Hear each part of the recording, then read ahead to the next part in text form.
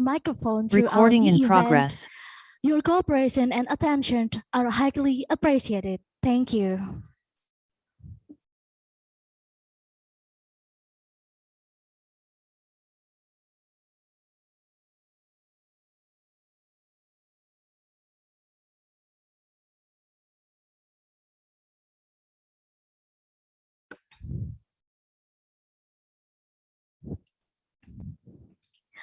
Excellency, the Minister of Village Development of Disadvantaged Regions and Transmigration, Gus Menteri Dr. Abdul Halim Iskandar, the Secretary General of Ministry of Village Development of Disadvantaged Regions and Transmigration, Mr. Taufik Majid, the head of the Human Resource Development and Empowerment Agency, Professor Lutfiah Nurlaila. And we also recognize our honorable panelists who will join us as a speaker today. Panelist number 1, Deputy for Policy Studies and Innovation in State Administration, National Institute of Public Administration Indonesia, Dr. Triwidodo Wahyu Utomo. Panelist number 2, Professor of Ecotourism Planning and Development, Recording stopped. Brawijaya University, Professor Lukman Hakim. Panelist number 3, Recording in Senior progress. Lecturer, Faculty of Hotel and Tourism Management, University Teknologi Mara, Malaysia, Dr. Anderson Malembong. Panelist number 4, Deputy President of Indonesian Diaspora Network, IDN Global, Mr. Sulistiawan Wibisono.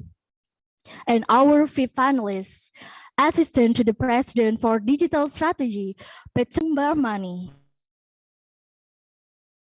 Prominent presenters, ladies and gentlemen, Assalamualaikum warahmatullahi wabarakatuh.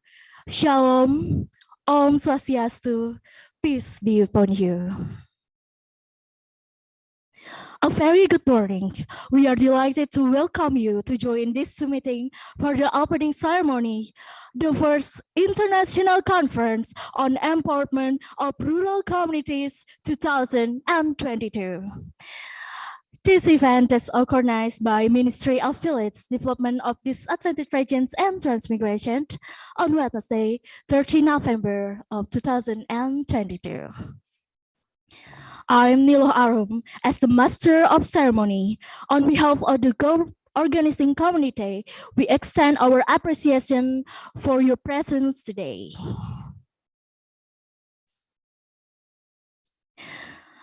This international conference, known as ICERC, is the first held as a breakthrough in the change project of the head of the Human Resource Development and Empowerment Agency for Rural Communities, Disadvantaged Regions, and Transmigration. The ICERC is expected to be a meeting point for collaborative efforts for rural community empowerment in academic discussion.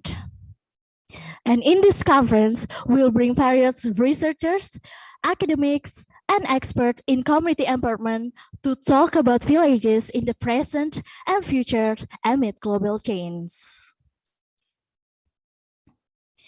Ladies and gentlemen, now I would like to read the ICERC agenda by the theme Collaborative Community Empowerment to optimize the implementation of self-sufficient community initiative. The first agenda is opening. The second agenda is listening to the national anthem Indonesia Raya. And the third agenda is opening remarks and keynote speech.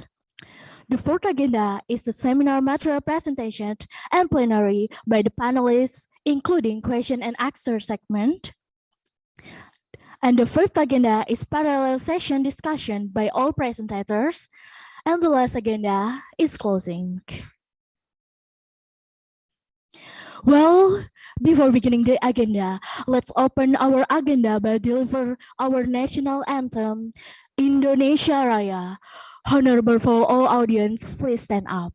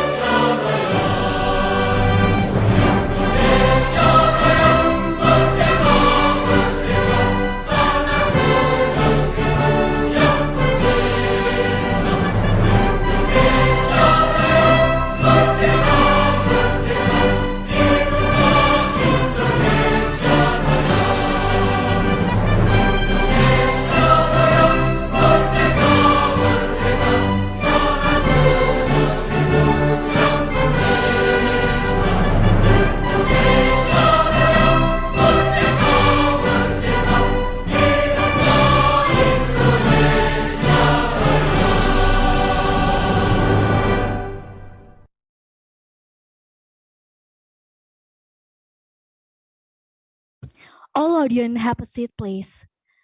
Thank you very much. Ladies and gentlemen, the next agenda, we will invite ICERC chairman to deliver the welcoming remarks.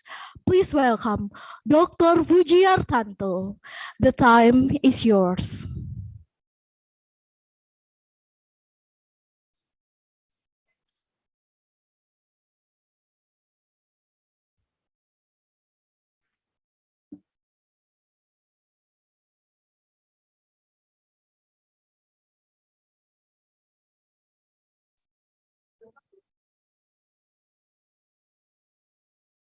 Assalamualaikum warahmatullahi wabarakatuh.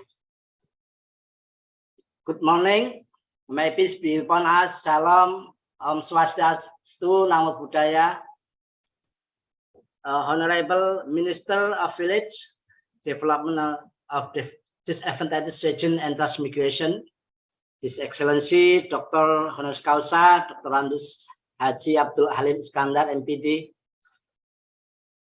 Secretary General of Ministry of Village Development of Disadvantaged Region and Transmigration, Mr. Taufik Majid, SOSMSC, Head of Agency for Human Resources Development and Community Empowerment of Village Disadvantaged Region and Transmigration, Professor Dr. Lutfiah Nurlaila, MPD, all of middle level and primary level officials at the Ministry of Village Development of Disadvantaged Region and Transmigration, research person or speakers, and the first international conference on empowerment of rural communities, coach of the National Leadership Training Program for S1 officials, and the Indonesian National Institute of Public Administration, Engineer Setiabudi Alkamar, community empowerment officials or penggerak swadaya masyarakat in Indonesia,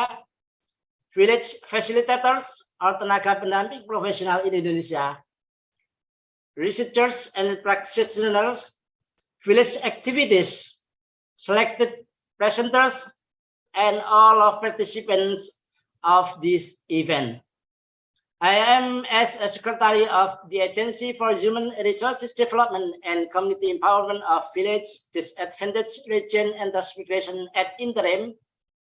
Let us express our gratitude to the Almighty God, because with His permission we can participate in the first international conference on empowerment of rural communities. We want to thank Mr. Minister, Mr. Secretary General, middle level and primary level official of the Ministry of Villages, resource persons, and all participants attending this event. On this occasion, allow us to report several things related to the implementation of the first international conference on 33rd November 2022 as follows. First of all, the international conference is conducted to realize cross-disciplinary collaboration involving researchers and practitioners of community empowerment, both at home and abroad. And for the first time, aims to provide a forum for researchers, academic, community empowerment official, or penggerak swadaya masyarakat, village facilitators, or tenaga pendamping profesional, and other parties to share experience in village development and community empowerment, to obtain input and suggestions to improve the quality and results of mobilizing community self-reliance, to develop innovation and collaboration in empowering rural community to formulate various strategies in mobilizing community self-sufficiency, to build collaboration and networking between various parties to carry out community self-help mobilization. Secondly, the international conference promotes an interesting theme: collaboration for community empowerment in optimizing the implementation of community self-reliance movement, which is practically elaborated in 7 subthemes related with regulation and initiative, collaboration, digital transformation, rural community empowerment through education, the role of industries, best practice, opportunities and challenges in the managing self-sufficiency community initiative in rural community empowerment. Thirdly, research person or speakers at the first international conference consists of researchers and community empowerment practitioners, including Mr. Dr. Triwidodo Wahyu Utomo, SHME, Deputy for Policy Studies and Innovation in State Administration National Institute of Public Administration in Indonesia, Professor Lukman Hakim, SE, M. Agri-Science and PhD, Professor of Ecotourism Planning and Development, Brawijaya University, Indonesia, Mr. Dr. Anderson Ngelambong, Senior Lecturer and the Faculty of Hotel and Tourism Management, University Teknologi Mara, Malaysia, in Malaysia, Mr. Sulistiawan Wibisono SH, LM, Deputy President Indonesian Diaspora Network, IGN Global Australian, and Mr. Dr. Tadong Brahmani, Lecturer, Faculty of Information Technology, Petkaburi Rajabat University in Thailand. Moreover, the mechanism for implementing the first international conference is divided in two sessions. Plenary session that include the opening ceremony and presentation from a keynote speakers and research person, and the breakout room session divided into 8 parallel rooms according to sub-themes that include presentation and discussion sessions with the selected authors as presenters. Articles that are accepted and deemed appropriate by the reviewer team must be currently presented and will be published in a proceeding with an international standard serial number. The number of articles submitted and shortlist is 74 articles. 10 articles from the first sub-theme and 20 articles from the second sub-theme, 10 articles from the third sub-theme, 4 articles for the fourth sub-theme, 3 articles for fifth sub-theme, and 18 articles for the sixth sub-theme, and 9 articles for the seventh sub-theme. Furthermore, participants of the first international conference are community empowerment officer or penggerak swadaya masyarakat, village facilitator or tenaga pendamping profesional, village activities, community empowerment researchers and practitioners, students at the village recognition or peer learning program, and the general public. That is our report regarding the implementation of the first international conference on empowerment of rural community. Finally, I would like to ask Excellency Dr. Hannes Kausa, Dr. Hannes Haji Abdul Alim Iskandar, MPD, Minister of Village Development of Disadvantaged Region and Transmigration, to give remark and direction and to obviously open this event. Thank you for your attention and good luck. Wabillahi taufiq wal hidayah. Wassalamualaikum warahmatullahi wabarakatuh. Okay, thank you, Dr. Fujiartanto, for the opening remarks. Ladies and gentlemen, before continuing to the next agenda, we will reciting opening prayer together that will be led by Mr. Shihabuddin. The time is yours. Assalamualaikum warahmatullahi wabarakatuh. May the peace, mercy, and blessing of Allah be with you. Ladies and gentlemen, let's bow our head for a moment. Pray to God Allah Subhanahu wa Ta'ala so that our international conference can be precious to all of us. I will lead this prayer based on the teaching of Islam. And those who are not Muslim, you are pleased to pray according to each of your beliefs. A'udzu billahi minasyaitonir rajim. Bismillahirrahmanirrahim. Alhamdulillahi rabbil alamin. Hamdan yuafi ni'amahu wa yukafi mazidah. Ya Rabbana Lakal hamdu wa laka syukru kama yanbaghi li jalali wajhikal karim wa azimi sultanik. Allahumma salli wa sallim ala sayyidina Muhammad wa ala alihi wa sahbihi ajma'in. Oh Allah, today in this beautiful day, we gather here to bring about the first international conference on empowerment of rural communities. Make this international conference as useful science assembly, as a medium of sharing useful ideas, knowledge, and experiences of scholars, researchers, and students of various disciplines. May the conference we organize today benefit to achieve social welfare, equitable communities, economic growth, and socio-cultural resiliency in villages. Broaden our knowledge, shine our ideas, and lead us to be successful, productive person, which in turn will boost dignity of our nation. Oh Allah, guide and bless our hearts and our minds with the light of your guidance. Impart your supreme wisdom upon our activities. Help us to speak our minds clearly. Help us to listen to each other, respect each other, love each other, so that we are included to the blessed person. Oh Allah, you are the one who can fulfill our doa. Rabbana atina fid dunya hasanah wa fil akhirati hasanah wa qina azaban nar. Wa sallallahu ala sayyidina Muhammad wa ala alihi wa sahbihi wa sallam. Subhana rabbika rabbil izzati amma yasifun. Wassalamun alal mursalin walhamdulillahi rabbil alamin.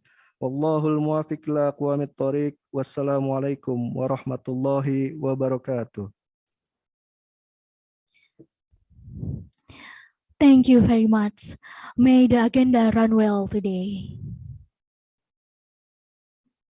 Excellency, distinguished guests, ladies and gentlemen, we are now going to listen to the keynote and opening speech delivered by the Minister of Village Development of Disadvantaged Regions and Transmigration.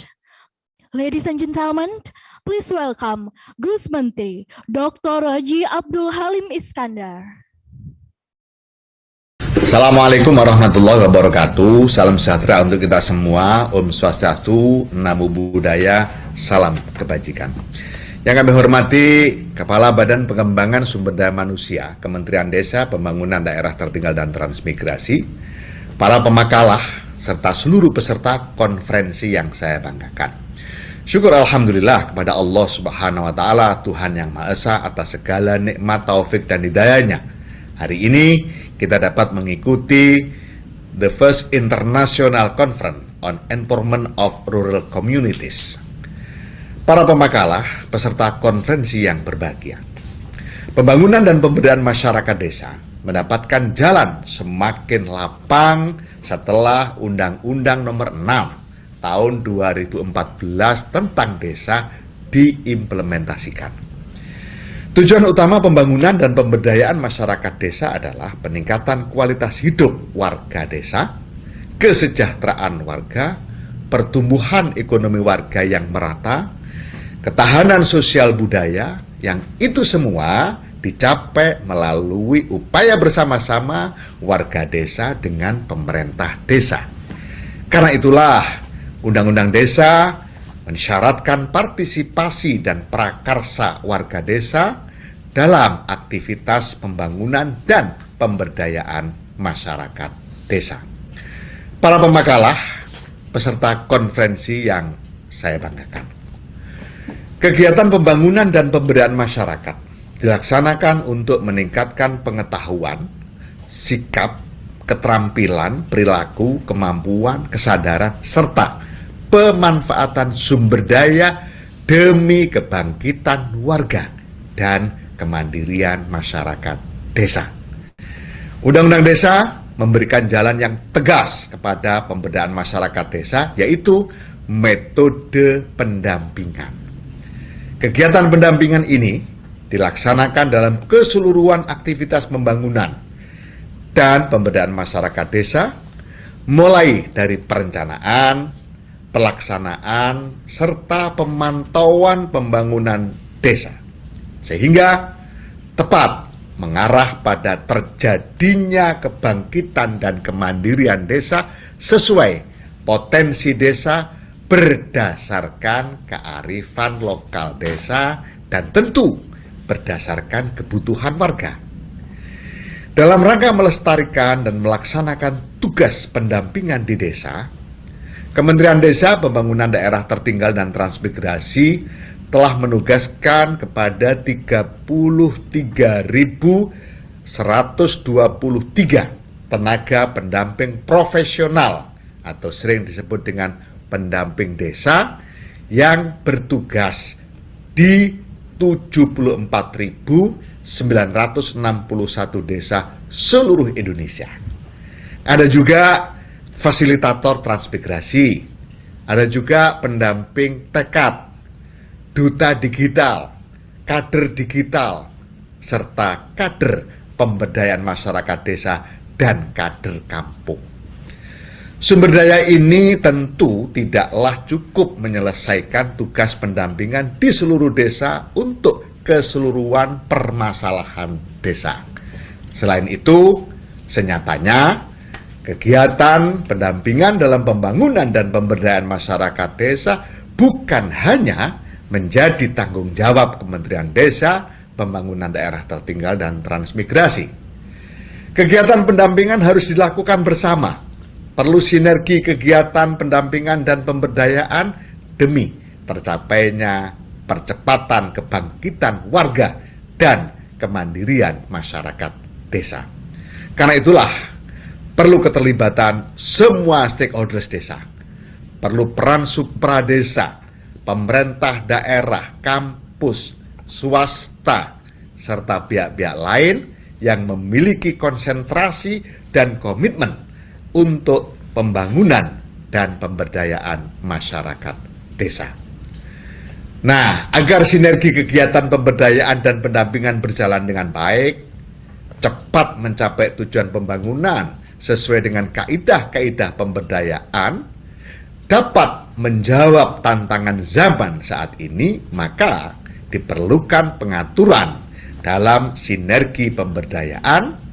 Kegiatan pemberdayaan juga perlu mengadaptasi sistem digital, perlu juga melakukan penguatan dan pembelajaran, dan penting juga kegiatan pemberdayaan menangkap berbagai praktik baik dari lapangan untuk dapat direplikasi di tempat lainnya. Untuk itulah, sebagai Menteri Desa, Pembangunan Daerah Tertinggal dan Transmigrasi, saya menyambut baik kegiatan Konferensi Internasional Pemberdayaan Masyarakat Desa yang pertama kali dilaksanakan saat ini. Semoga kegiatan ini dapat merangkum berbagai konsep, teori, kemudian disusunkan sebuah metode penggunaannya di desa yang dapat memudahkan warga desa. Maka dengan mengucap Bismillahirrahmanirrahim, the first International Conference on Empowerment of Rural Communities saya nyatakan dibuka dan dimulai. Semoga kegiatan ini memberikan banyak rekomendasi teknis dan praktis dalam rangka pelaksanaan kegiatan pemberdayaan dan pendampingan masyarakat desa untuk terjadinya kebangkitan ekonomi warga demi mewujudkan kemandirian warga desa. Saya ucapkan juga terima kasih yang sebesar-besarnya kepada seluruh pemakalah dan peserta yang telah hadir, baik yang hadir secara daring maupun luring. Selamat berkonferensi, percaya desa, desa bisa. Wallahul muwaffiq ila aqwamit thoriq. Wassalamualaikum warahmatullahi wabarakatuh.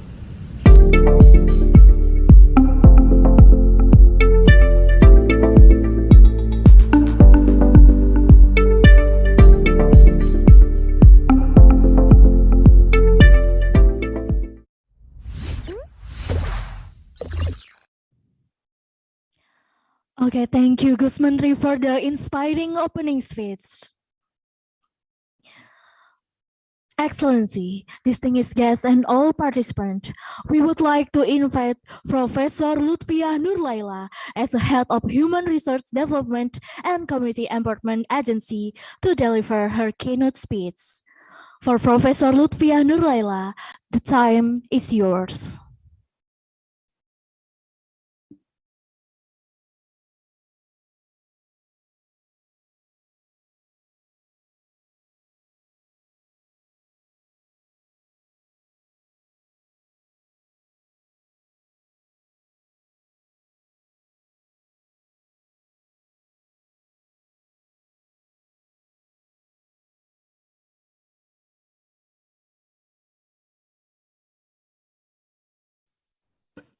Once again, please welcome Professor Lutfia Nurlaila to deliver her keynote speech. The time is yours.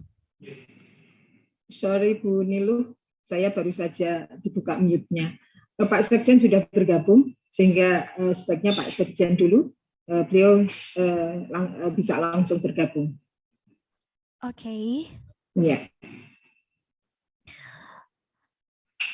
Ladies and gentlemen, we are now continue our meeting to next agenda to hear the keynote speech, which will be delivered by Mr. Taufik Majid as the Secretary General, Ministry of Village, Development of Disadvantaged Regions and Transmigration.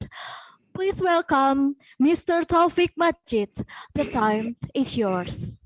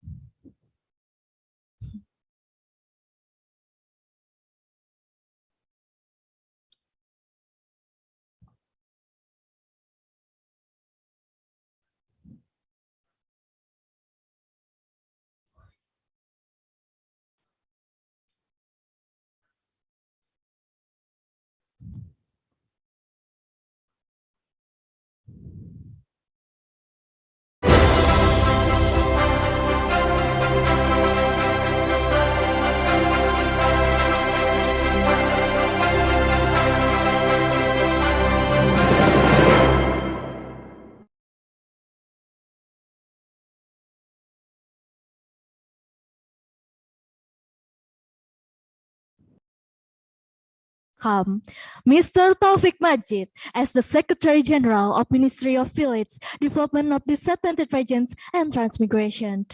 Please give your keynote speech. This time is yours.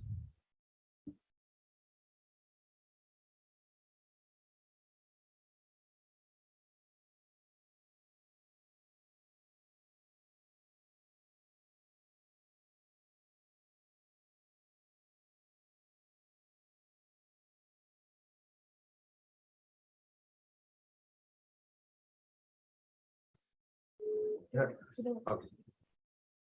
Thank you very much. Time for me. I'm sorry I'm late. Join. Terima kasih. Selamat pagi. Assalamualaikum warahmatullahi wabarakatuh.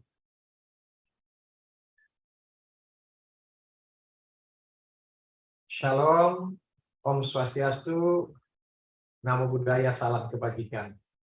Yang kami hormati dan kita sama-sama muliakan, Dr.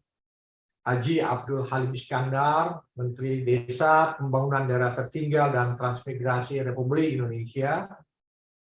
Yang kami hormati, Profesor Dr. Lutfia Nurlaila MPD, Kepala Badan Pengembangan Sumber Daya Manusia dan Pemberdayaan Masyarakat Desa, Daerah Tertinggal dan Transmigrasi. Bapak Ibu pejabat tinggi media, pejabat tinggi pratama, pejabat fungsional ahli utama di lingkungan Kementerian Desa, Pembangunan Daerah Tertinggal dan Transmigrasi. Yang kami hormati, Bapak Dr. Tri Widodo Wahyu Utomo, SHMA, Deputi Bidang Kajian, Kebijakan dan Inovasi, Administrasi Negara, Lembaga Administrasi Negara Republik Indonesia. Yang kami hormati Profesor Lukman Hakim, PhD, Professor of Ecotourism Planning and Development, Brawijaya University. Yang kami hormati Dr. Anderson Nelambong, Senior Lecturer Faculty of Hotel and Tourism Management, Universitas Teknologi Malaysia. Yang kami hormati Bapak Sulistiawan Wibisono, Deputi Presiden Indonesian Diaspora Network atau AIDA and Global. Yang kami hormati Dr. Trangong Brahmana, Asisten to the President for Digital Strategy, Pektemburi, Universitas. Yang kami hormati Insinyur Setia Budi Agama dari Lembaga Administrasi Negara Republik Indonesia. Yang kami hormati para penggerak swadaya masyarakat di lingkungan Kementerian Desa, yang ada di kementerian lembaga lain, maupun yang ada di masing-masing pemerintah daerah di seluruh Indonesia. Tenaga pendamping profesional di seluruh Indonesia yang kami cintai, para peneliti, praktisi, pegiat desa, para pemakalah, hadirin sekalian yang tidak bisa kami sebut satu demi satu, serta the first International Conference on Empowerment of Rural Communities yang berbahagia. Dengan ucapan syukur kepada Tuhan Yang Maha Kuasa, Allah Subhanahu wa Ta'ala, yang telah melimpahkan nikmat, rahmat dan karunia-Nya kepada kita semua, pada hari ini kami dan kita semua dapat mengikuti kegiatan the Fifth International Conference on Empowerment of Rural Communities. Bapak Menteri yang kami hormati, hadirin sekalian yang berbahagia, ingin melanjutkan apa yang disampaikan oleh Pak Menteri, oleh Gus Menteri, harapan beliau yang ingin kami sampaikan kembali bahwa Kementerian Desa, Pembangunan Daerah Tertinggal dan Transmigrasi antara lain adalah instansi pembina penggerak swadaya masyarakat atau PSM.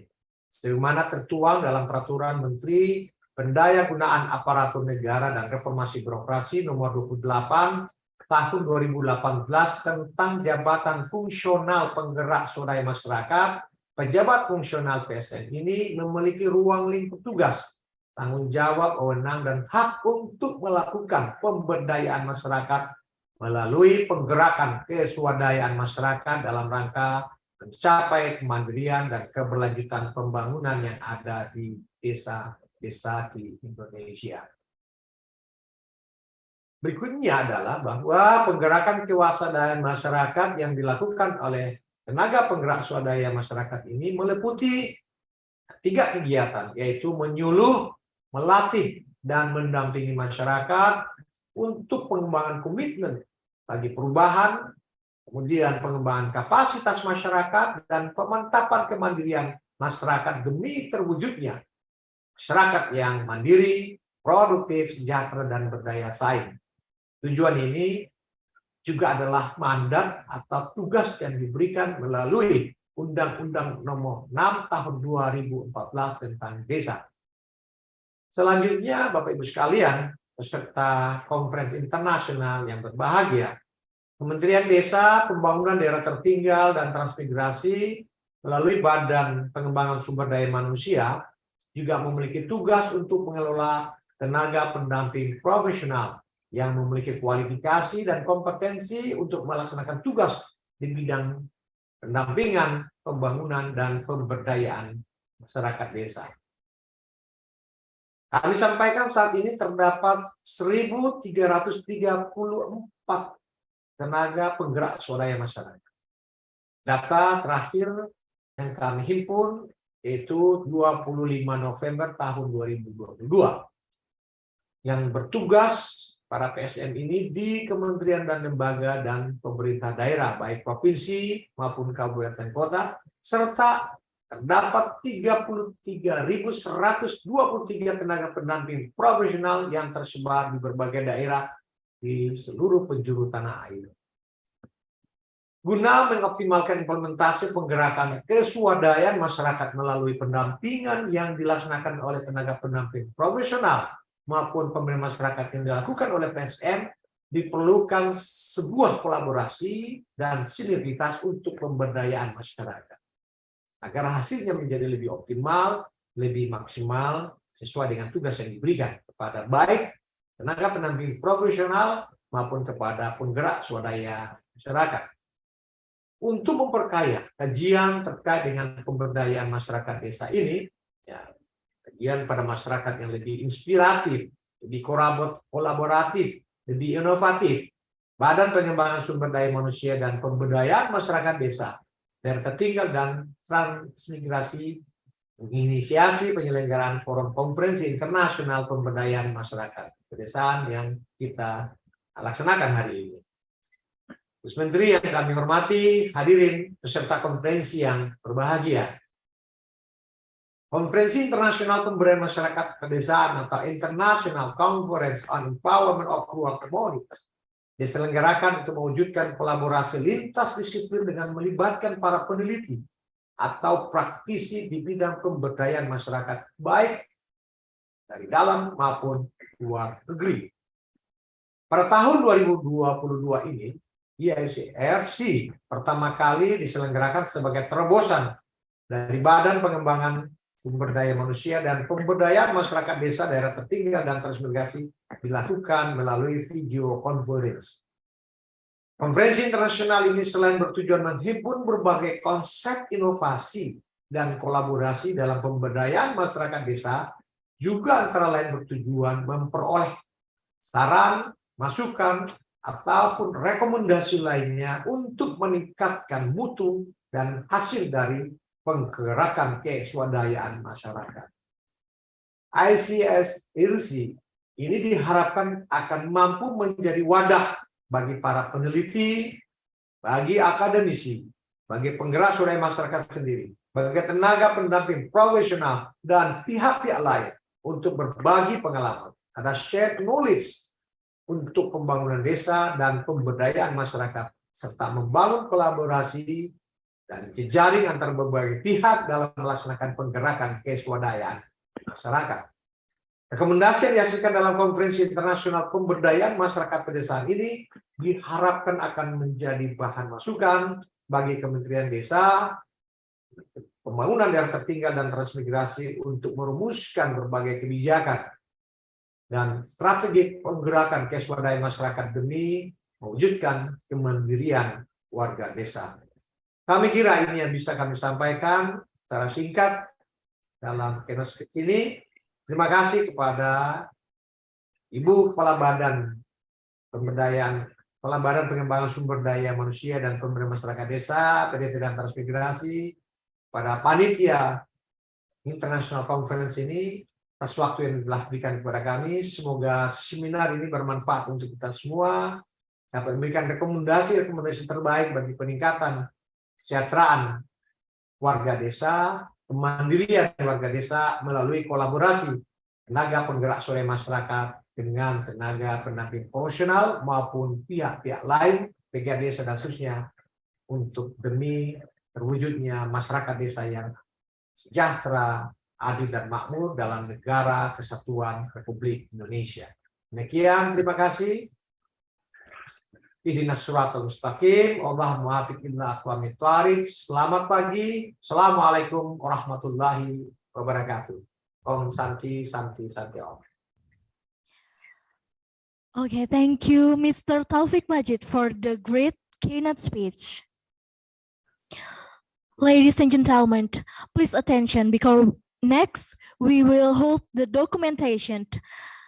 Please, for the keynote speakers, all distinguished guests, as well as all participants, welcome to take a position and setting your camera open.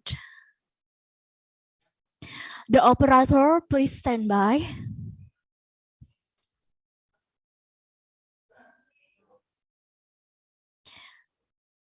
All right, because we have a lot of screen pages in this conference, there are more than 900 participants, so it will take a long time.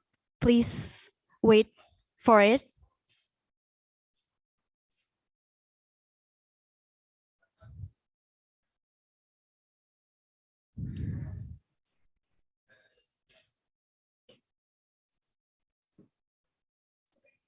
Okay. Ladies and gentlemen, that's the first international conference on empowerment of rural communities in 2022.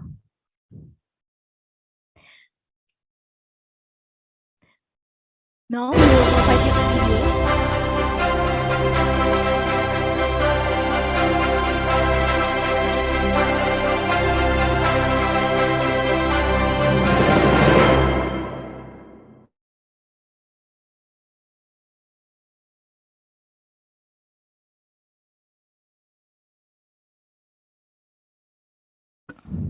Excellency, ladies and gentlemen, we would like to invite Professor Lutfia Nurlaila as Head of Human Resource Development and Community Empowerment Agency to deliver her keynote speech. For Professor Lutfia Nurlaila, the time is yours.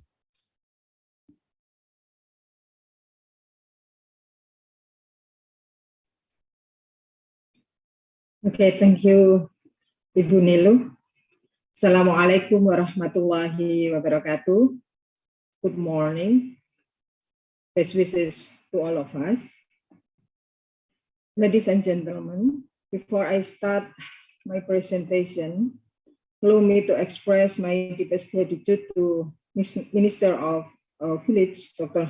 Honoris Causa Abdul Halim Iskandar, General Secretary Bapak Taufik Majid, SOS MSI, all invited speakers, Dr. Triwidodo Wahyu Utomo, Deputy for Policy Studies and State Administration Innovation, National Institute of Public Administration, Professor Lukman Hakim PhD from Brawijaya University, Dr.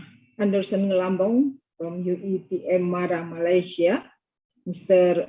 Sulistiawan Wibisono, SHRM, Indonesia Diaspora Network Global, and Dr. Thantong Brahmani from Pechaburi Rajabat University, Thailand. Also, my thanks to my Mr. Syabudi Algamar, MURP, Prime Trainer from National Institute of Public Administration, my coach who always motivates all presenters, participants, and committee members, as well as all attendees at the first ICERC. Also to all stakeholders and media partners. Once again, thank you for always helping and supporting. Let me to share my presentation.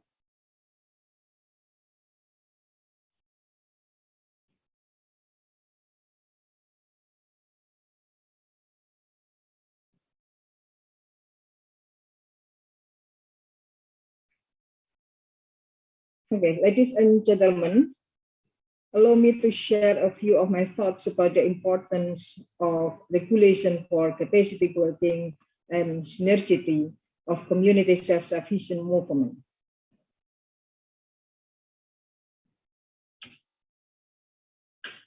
As we know, in the regulation of the Minister for Administrative Reform and Bureaucratic Reform number 28 of 2018 concerning functional position of community self-sufficient movement, it is stated that functional officer of self-sufficient community initiatives or Jabatan Fungsional Penggerak Swadaya Masyarakat or JFPSM have the scope, that is, responsibilities, authorities, and rights to carry out village community empowerment through mobilizing community self-reliance in the context of achieving self-sufficiency and sustainability following statutory provisions. And in the same regulation, it is also stated that community self-sufficient movement is an activity to educate, train, and assist the community to develop and a commitment to change, build community capacity, and strengthen community self-sufficient to create an independent, productive, prosperous, and competitive society. Next, I would like to introduce PSM. Even though PSM is actually a functional position that has existed for a long time, many people are not familiar with PSM. Currently, we have 1,261 PSM. These PSMs are not only in the Ministry of Village, but also spread across ministries, agencies, and regional government organizations, or OPD, in province and districts. In the Ministry of Village itself, there are 246 PSM. Others are in ministries and other institutions. For example, in the National Counter-Terrorism Agency, or BNPT, Ministry of Environment and Forestry, or KLHK, atau KLHK, National Narcotics Agency, or PNN, Ministry of Communication and Informatics, Kominfo, Ministry of Religion, or Kemenak, and regional government organization in province and district, or OPD. So then we know that there are terms supervisory agencies and user agencies, instansi pembina dan instansi pengguna. The Ministry of Village is the PSM supervisory agency, and other ministries or agencies and organizations are PSM user agencies. And it is predicted that there will be an increase in the number of PSM up to around 10,000 to 11,000 as a consequence of national policy for equalizing administrative position to functional position and procurement of government employees with work agreements, or P3K, P3K, for functional position. Currently, in the Ministry of Village, there are 1,039 non-civil servant government employees, or PPNPN, and some of them will choose GFPSM as a career choice. So this condition requires a response from the Ministry of Village as the supervisory agency for PSM.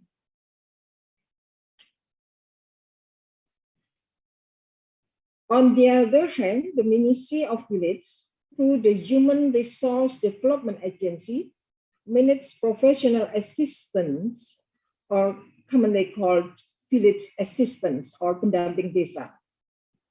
The number of village assistants is around 35,000 people, spread across 434 districts and 74,961 villages throughout Indonesia. And who is the TPP? TPP is human resources who have qualification and competence in the field of development assistance and empowerment of rural communities recruited by the ministry that organize government affairs in the field of development of villages and rural areas, empowering rural communities, accelerating the development of other development areas, and transmigration. Next, the following are some examples of PSM tasks performed in user agencies.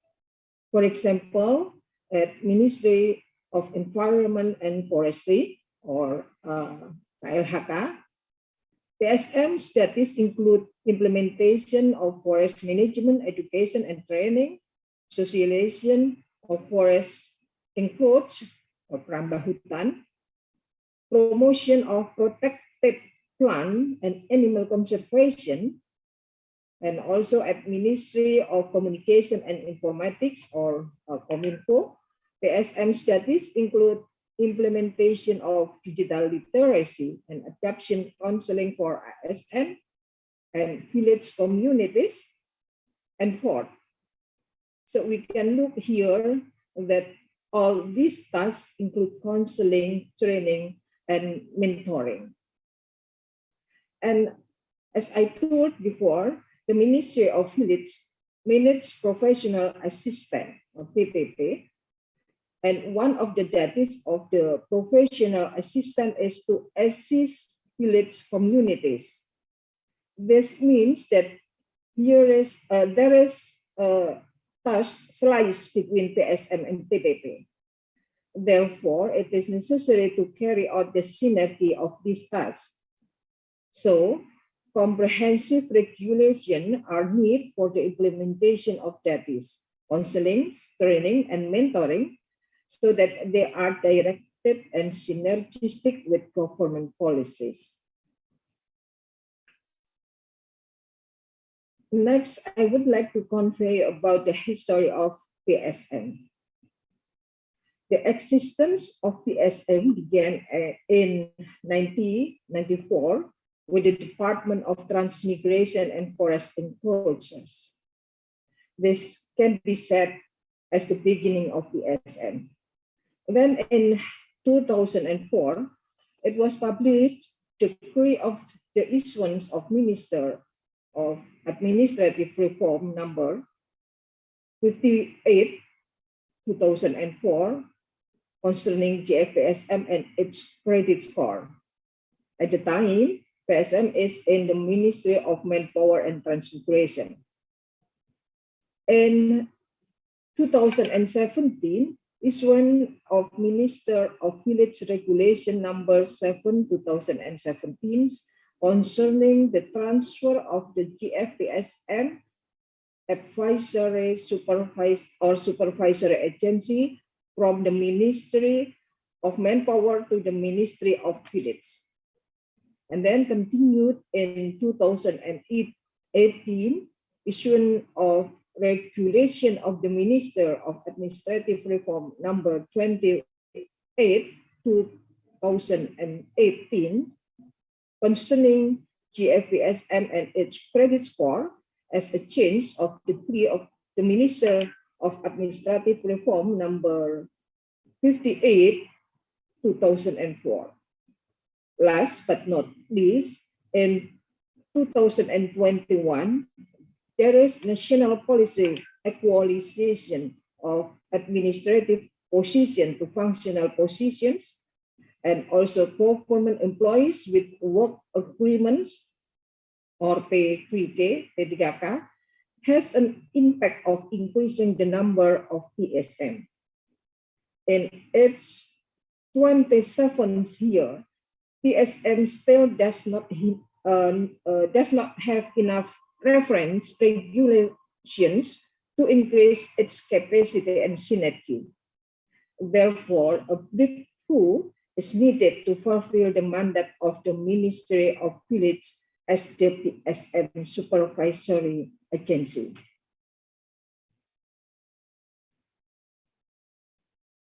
And then we can see here that there is a gap between the expected and the reality. Some of the current conditions are the existing of GFPSM regulation are still fragmentary or partial, not yet comprehensive, only regulation available for training, and regulation for counseling and mentoring assignments do not yet exist. And then the current regulation on mentoring and empowering village communities only applies to TPP. While the ideal condition that we expect are fulfillment of the mandate of the regulation of the Minister for Administrative Reform number 28, 2018, Minister of Village as the supervisory agency for GFPSM, and also implementation of the task of mobilizing community self-sufficiency, which is synergistic by PSM in all user agencies, counseling, training, mentoring, also with TPP.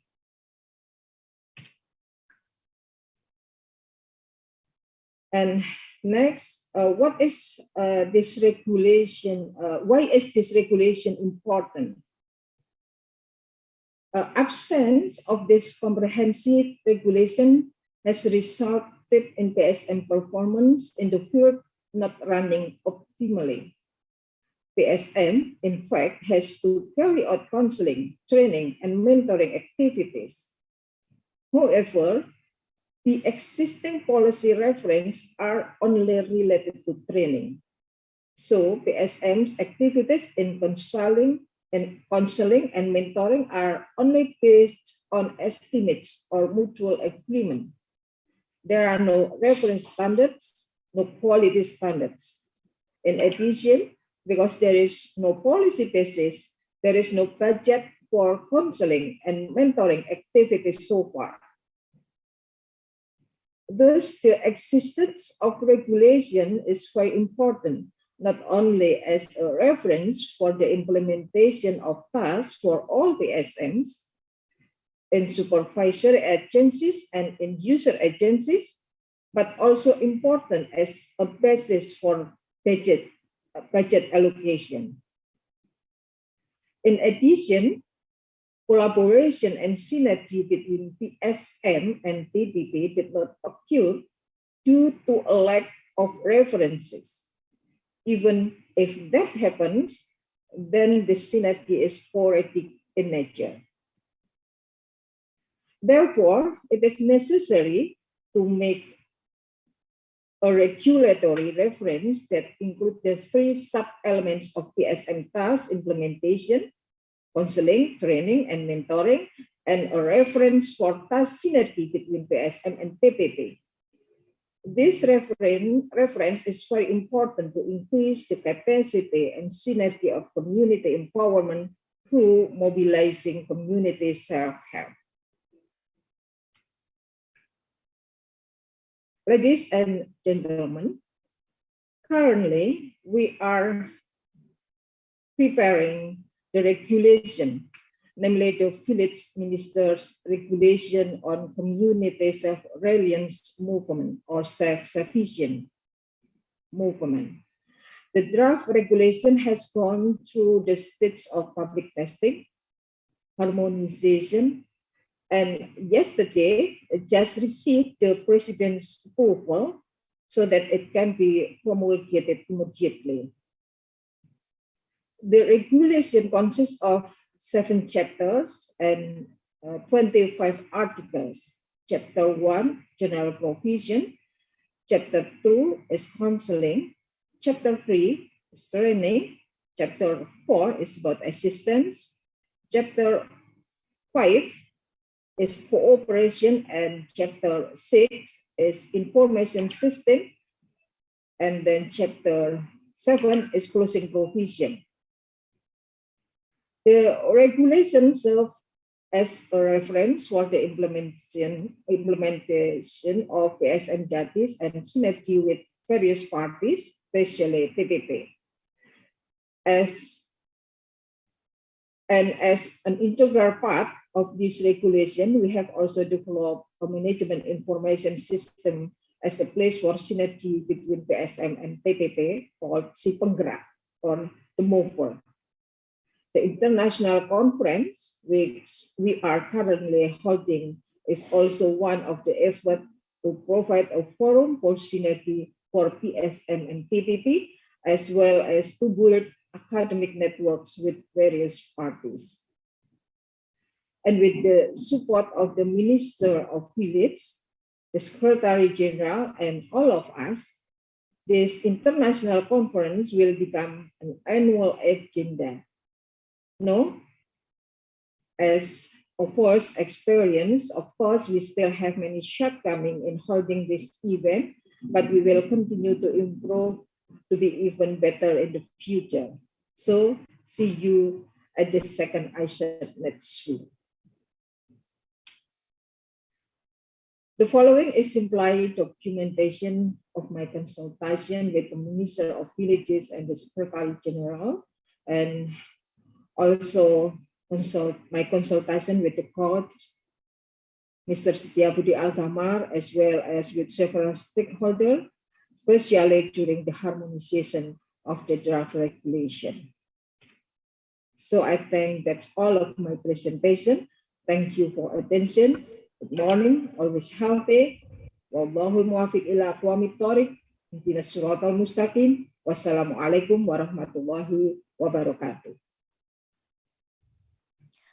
Okay, thank you, Professor Lutfia Nurlaila, for the awesome keynote speech.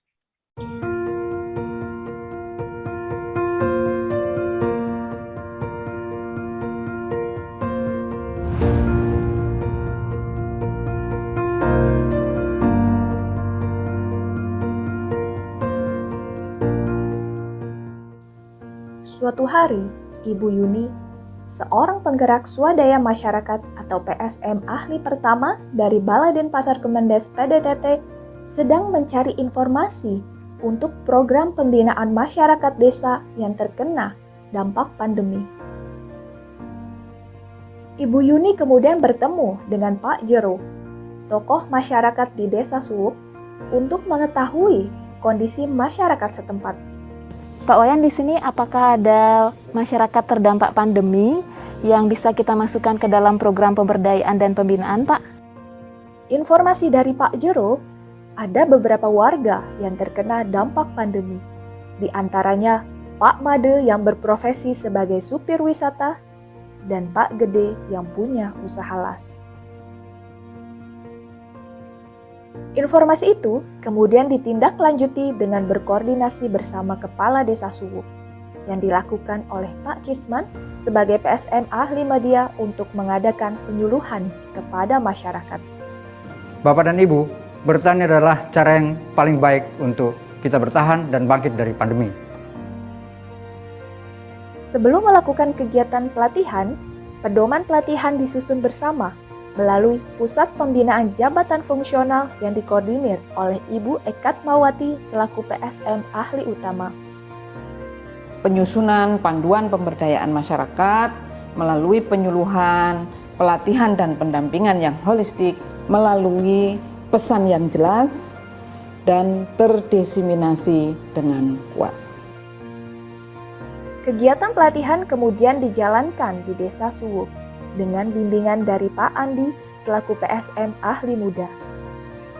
Materi pelatihan yang diberikan adalah pertanian berkelanjutan. Yuk Pak De, pelan-pelan. Ada Pak De. Ini diatur juga dulu. Biar tidak terlalu. Nah, ya. Pak Made, Pak Gede, dan para warga binaan PSM akhirnya menjadi petani yang berdaya di tengah pandemi. Lalu, supaya hasil kegiatan pelatihan semakin optimal, para PSM melakukan pendampingan dengan cara mendorong para binaan untuk berkelompok. Kelompok tani ini kemudian terbentuk dengan nama Kelompok Tani Ternak Sabda Akasa. Kini, mereka telah mampu menggerakkan masyarakat lainnya dan berkembang menjadi ruang belajar masyarakat di Desa Suwuk.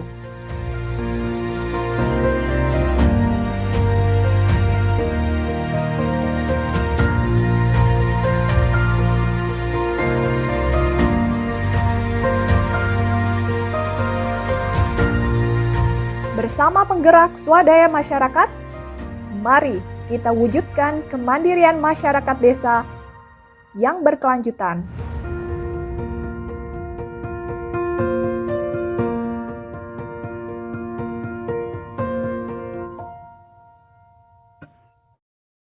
Okay, ladies and gentlemen, that's all the video documentary of the Functional Officer of Self-Sufficient Community Initiative, known as Penggerak Swadaya Masyarakat PSM of Kementerian Desa Pembangunan Daerah Tertinggal dan Transmigrasi. Now, we entering the main agenda, the plenary session, that will be moderated by Mrs. Teresia Junidar. Please welcome Mrs. Teresia Junidar. The time is yours. Okay. Thank you, Miss Nilu. Good morning, ladies and gentlemen. Assalamualaikum warahmatullahi wabarakatuh. Shalom, peace be with us. Om Swastiastu, Namo Buddhaya. Welcome to the plenary session of the first International Conference on Empowerment and Rural Communities 2022. First of all, allow me to convey the warmest welcome to His Excellency, Minister of Village Development of Disadvantaged Region and Transmigration, Mr. Abdul Halim Iskandar, Honorable Secretary General of MVDDRC, Mr. Taufik Majid, Honorable Head of Board of Human Resources Development of FVDRT, Professor Lutfiah Nurlaila. Next, I'm also delighted to introduce our outstanding speaker. First, Dr. Tri Widodo Wahyu Utomo, Deputy for Policy Studies and Innovation in State Administration from National Institute of Public Administration Indonesia. Good morning, Dr. Widodo. Good morning, Mbak Tres.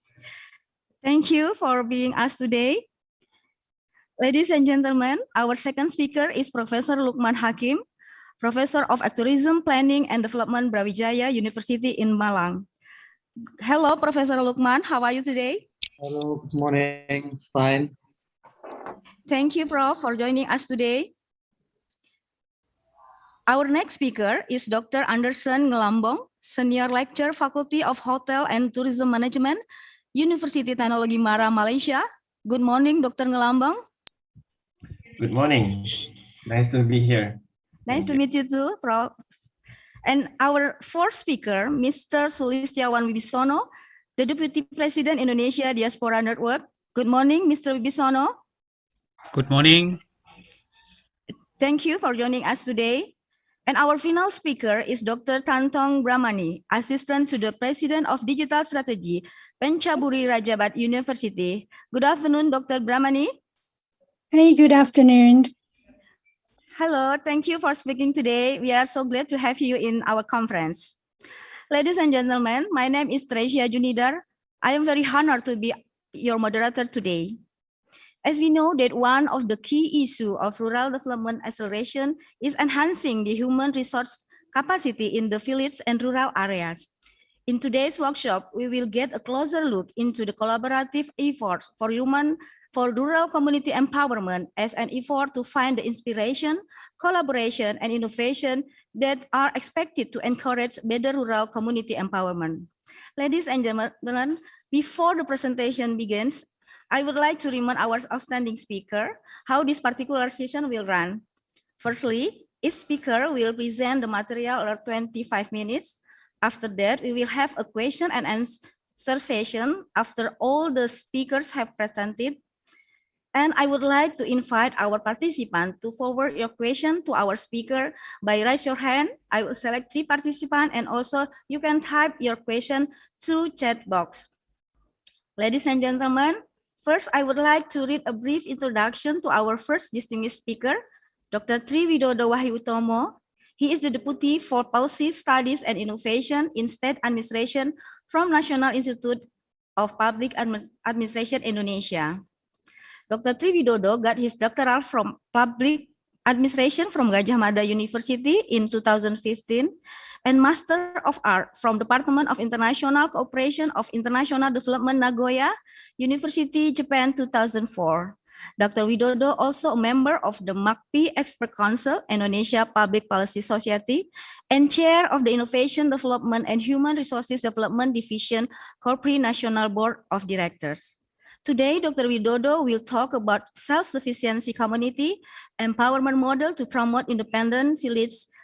Dr. Widodo, time is yours. Thank you very much, Ms. Tres, for very warm welcome. It is my great honor to be here, to be one of the presenters in the workshop of International Conference of Empowerment and Rural Communities. Let me share my PowerPoint here. Is it already seen here?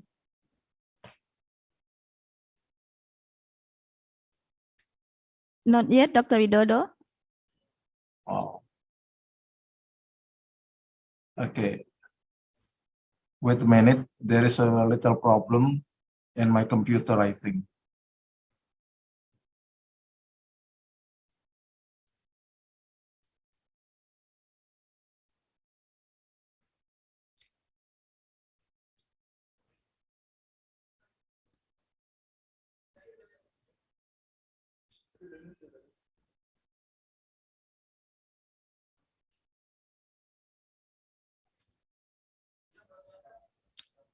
Okay, we can see your presentation, Dr. Widodo. Okay, thank you. Let's start about the basic assumption.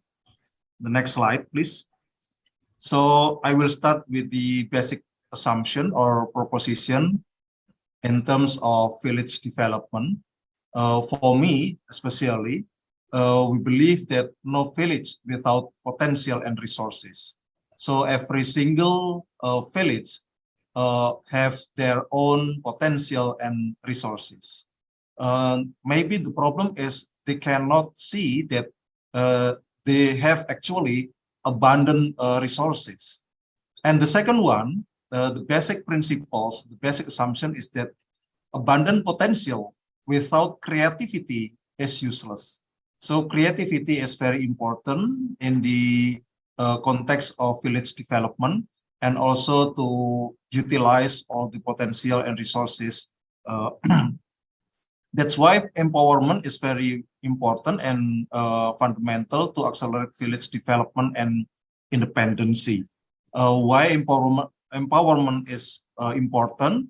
We can see in the next slide that the index of developing village is actually, in one hand, increasing by time to time, but at the same time, we also see in these figures that the number of independent village is still very few.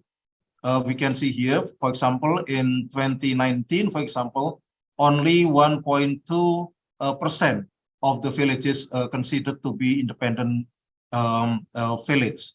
And this year, 2022, the number increased quite significantly, becoming 8.43%. But of course, we understand that 8.43% is rather very few in terms of projecting the golden Indonesia in 2045. So from these figures, I think we have a very big homework how to accelerate the development of village.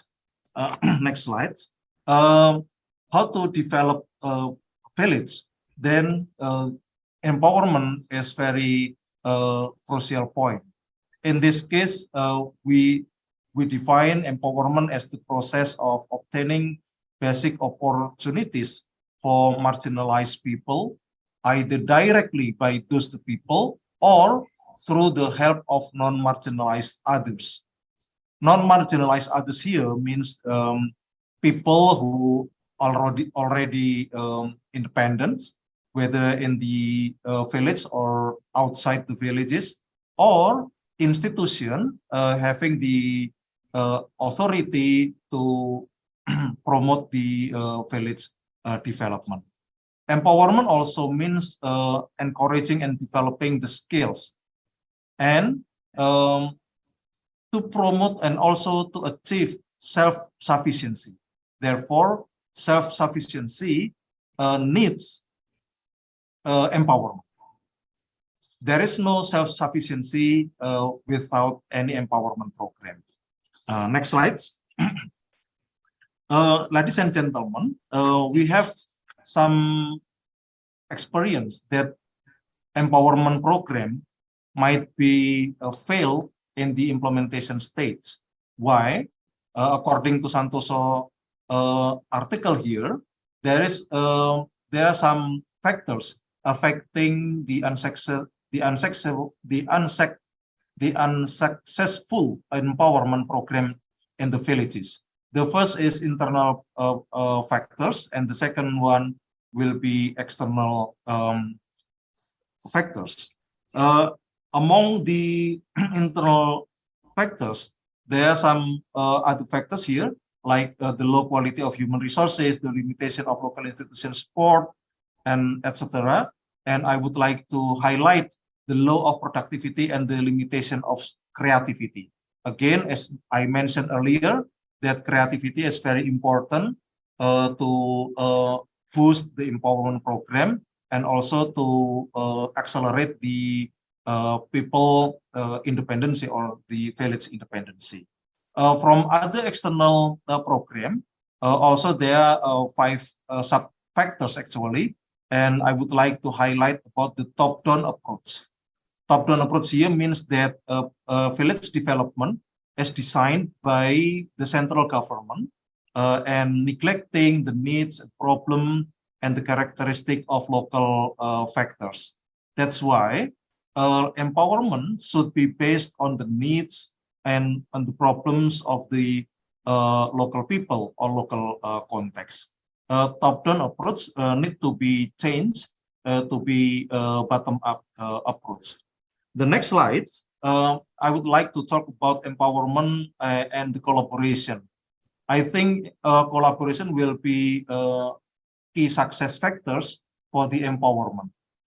We can see here in the picture that village development should be supported by at least 3 pillars.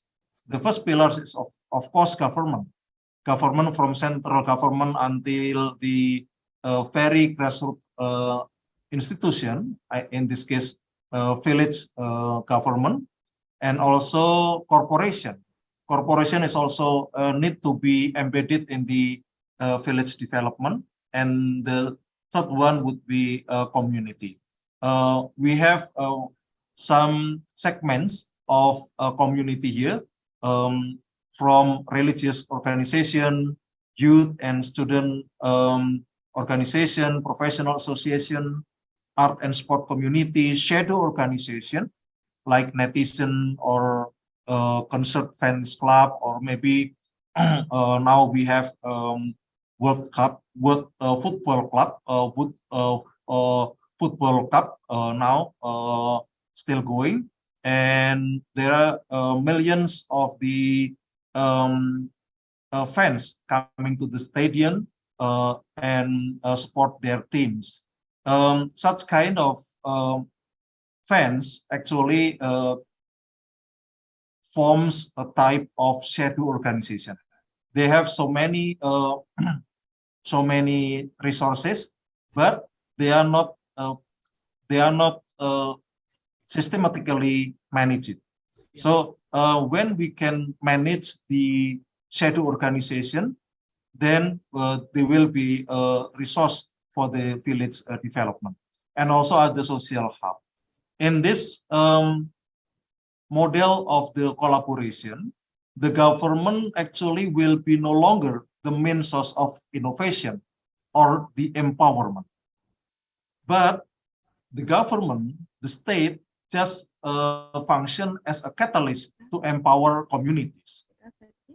The same case apply for the corporation, where corporation can no longer focus on innovating for themselves, but they must become an enabler for the community. By this concept, then the community will be placed in the center of the development. The next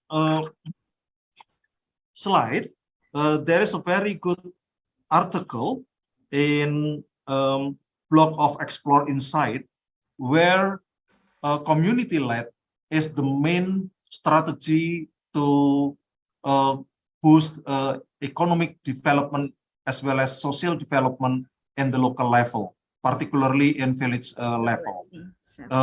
Community-led means that the community itself should take an active role as the leader of the development and the program of empowerment itself. Then they cannot to wait for others to promote their villages, but once again, I would like to highlight that community is the main actors. The main actor of local development, the village development, is community. That's why community-led development is very important. The future of innovation, the future of development, the future of public service and the local level will be depend highly on the community. whether the community will be very actively take part in the process of development or not. The next slide, I will talk about some examples occurs in many regions in Indonesia where the initiative of the community is quite well developed. The first example comes from East Java. In East Java, they have an innovation called Eco Trend. Eco means economic, trend is pesantren. So the economy based on pesantren, pesantren based economy. In East Java, in one hand, they still have a problem on managing poverty. At least they have 4 million poverty, and then at the same time they have 4,000 more pondok pesantren or Islamic boarding school. The Islamic boarding school now is deployed as the economic power in the local region, or especially in the village community. Every pondok pesantren or every Islamic boarding school now having one specific product, or it is already known as one pesantren, one product. It is an initiative to improve the community welfare through empowering students, Islamic boarding school itself, and the alumni of the Islamic boarding schools. And they have 3 pillars of one pesantren, one product. The first is santripreneur, and the second one, santripreneur and also sociopreneur. Yeah. Why santri becoming a good power, economic power in East Java? Because actually the law number 18 year 2019 on pesantren also mentioned that pesantren is having 3 functions. The first is as Islamic education institution. The second one to be religious missionary institution or sebagai lembaga dakwah. And the third one, the most important thing about the pesantren's function is as community empowerment institution.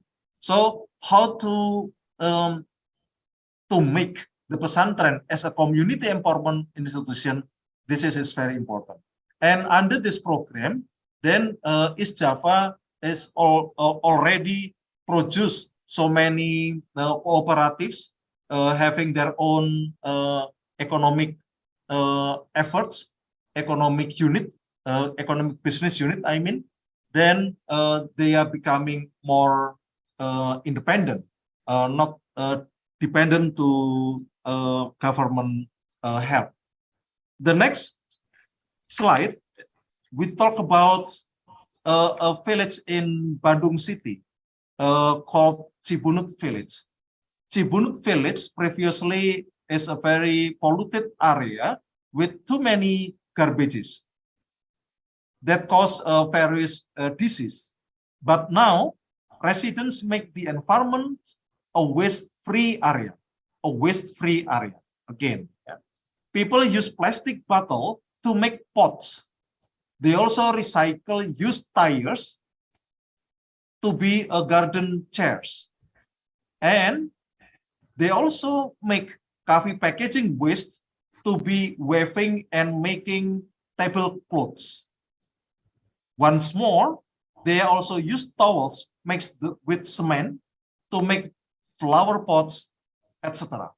So under this initiative, then the problem of garbage can be solved, and the other one, the beauty of the village are increasing, including the economic aspect. They have additional income from this business unit.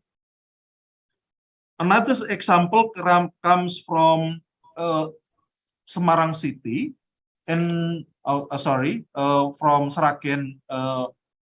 Sragen Regency, where, next slide please. Sragen Regency have a very good program on Bahulak market. This is actually just ordinary market, but this becomes extraordinary market because this market is based on gotong royong, based on initiative of the community. So the traders, the traditional traders, come to market not as an individual looking for the profit of their trades, no, but they come as the community. So this type of gotong royong market aims to empower local potential. And uniquely, these markets provide an ancient things, ancient culinary, ancient art, ancient performance, etc. So this markets is actually a market not only for economic commodity, but also to strengthen the life of social and cultural aspect in local level. Another thing is that this market is integrated with a birth protection era. So this market now is becoming the destination of tourists, providing not only economic commodities, but also this is an social and natural protection area. Another example of how communities is functioning to promote economic aspect comes from Jabungan village in Semarang here, where this village manage empon-empon. Empon-empon is a collection of plants, roots that function as spices atau rempah-rempah, including ginger, turmeric, galangal, temulawak, and several others. Then this empon-empon is processed and produced as a health drinks and also health cakes, health potions. And by this product, then this village is increasing in terms of economic life. Finally, I would like to share about the experience of my institution, Lembaga Administrasi Negara or National Institute of Public Administration, under the program of villagepreneurship. We have also a program of facilitation or pendampingan to village level, focusing on how to innovate their daily lives. We use a model of IPM in here. You can see here, IPM means ideate, and then product and market. Ideate means that we have to start with potential mapping. What potential is having by the certain village, for example. Then after we know about the potential, then we generate ideas. What kind of ideas that we need to deliver to make the potential will be having value added, for example. And after generating ideas, then we come to business planning. How to plan a business based on the ideas that we already created. Then after we have business planning, we need to review when the business planning is not applied in the reality. So it will be it will be diulang ya, to be done again, potential mapping, generating ideas, business planning, etc. when our business planning is already mature, is already good enough, then we come to P stage or product. From business planning, we are conducting workshop or training, and also we come to the production stage. And again, after we have a kind of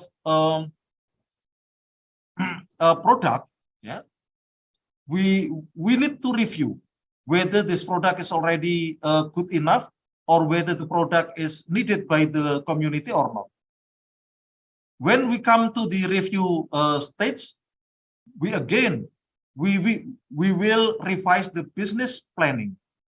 After business planning is already revised, then again we try to make another workshop here, like etc. And if the production is quite good, then we come to M model, our marketing model. Here we start with workshop of marketing and then try to launch the marketing product. Again, we try to review, first review. If there is any things that we need to improve, then we come again to the production. Improving production, we again come to the workshop. So this is like just cycle, process and cycle that we try to make better in the next cycle, better in the next cycle, etc. Based on this model, then we can inform in the next slide that this one is like potential mapping in village that we are facilitating in Purwakarta Regency. Based on the discussion of potential mapping, we've found that there are actually so many potential, like stones, batu-batuan. Stones is actually so many there, but in daily life, stones is just neglected by the local people. And also woods. Woods, they have quite good qualified woods, but the woods never never produce additional value for the people. Another thing also bamboo, palm tree, and parrotfish. After this, after we know about the potential, then we discuss about what kind of idea to be implemented to this potential. Next slides. And then we come to production workshop and also marketing workshop. For example, here, when we conducted a workshop on production, then diversification of palm sugar can also be done in the local level. Previously, they only produce gula gandu or brown sugar forms in like tolak peluru, ya, big brown sugar. But now gula gandu is changed into gula semut. When the gula gandu changed into gula semut, then the prices is doubled 4 times. In this case, gula gandu per kilogram, the price is only 10,000 rupiah. After it changed into gula semut, the price increasing to be 40,000 per kilograms. Also, kolang-kaling, ladies and gentlemen, kolang-kaling is just sell in the market as it is, but after the production workshop, then the kolang-kaling is changed into crackers here, kolang-kaling crackers atau kerupuk udang, tapi what this is consist made from kolang-kaling.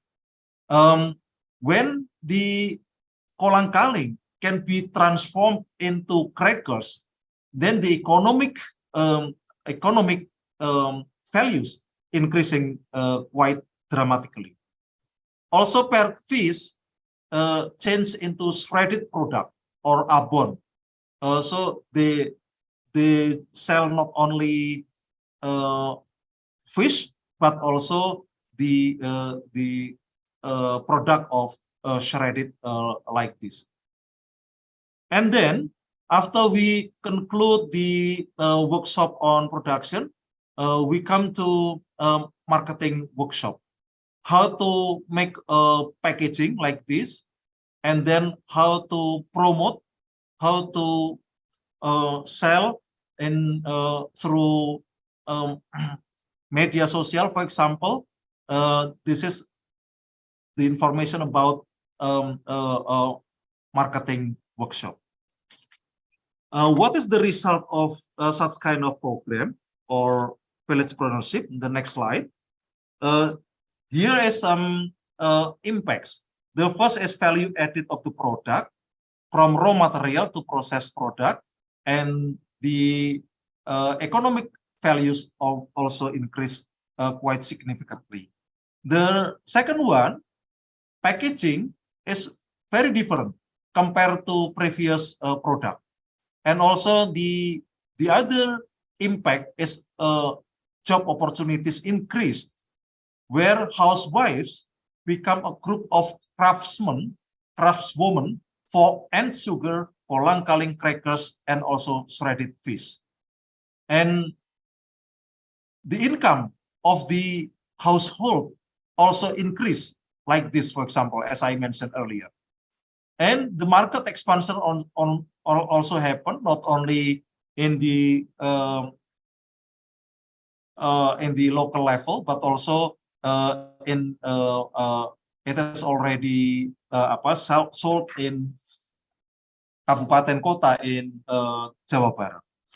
Finally, as to conclude, I think I would like to take a very inspiring quote from Maya Angelou. She mentioned that if you are always trying to be normal, you will never know how amazing you can be.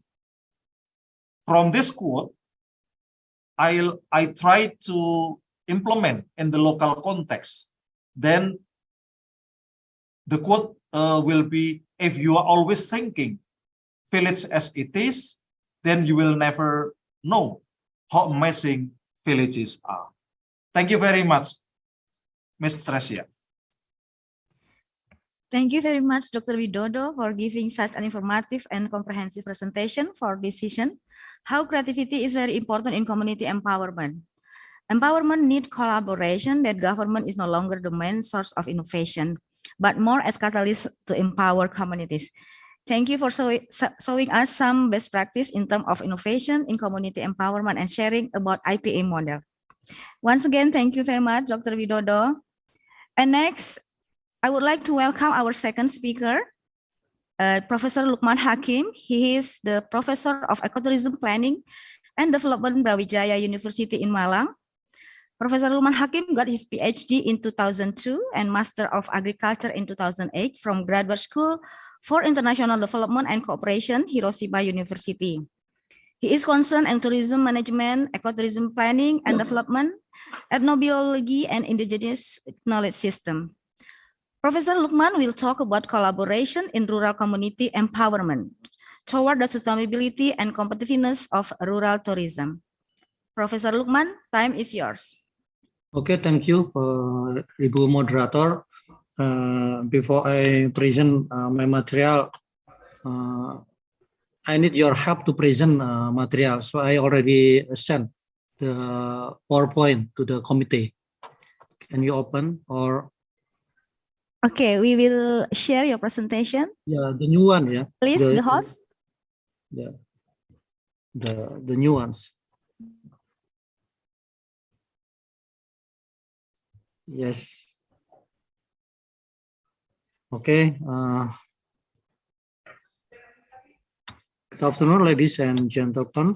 The Honorable Ministry of Village Developments, the Honorable General Secretary of the Ministry of Village and Developments, the Head of the Human Resource Developments, all of the keynote speakers here that joined in this conference, and all of the participants in this conference.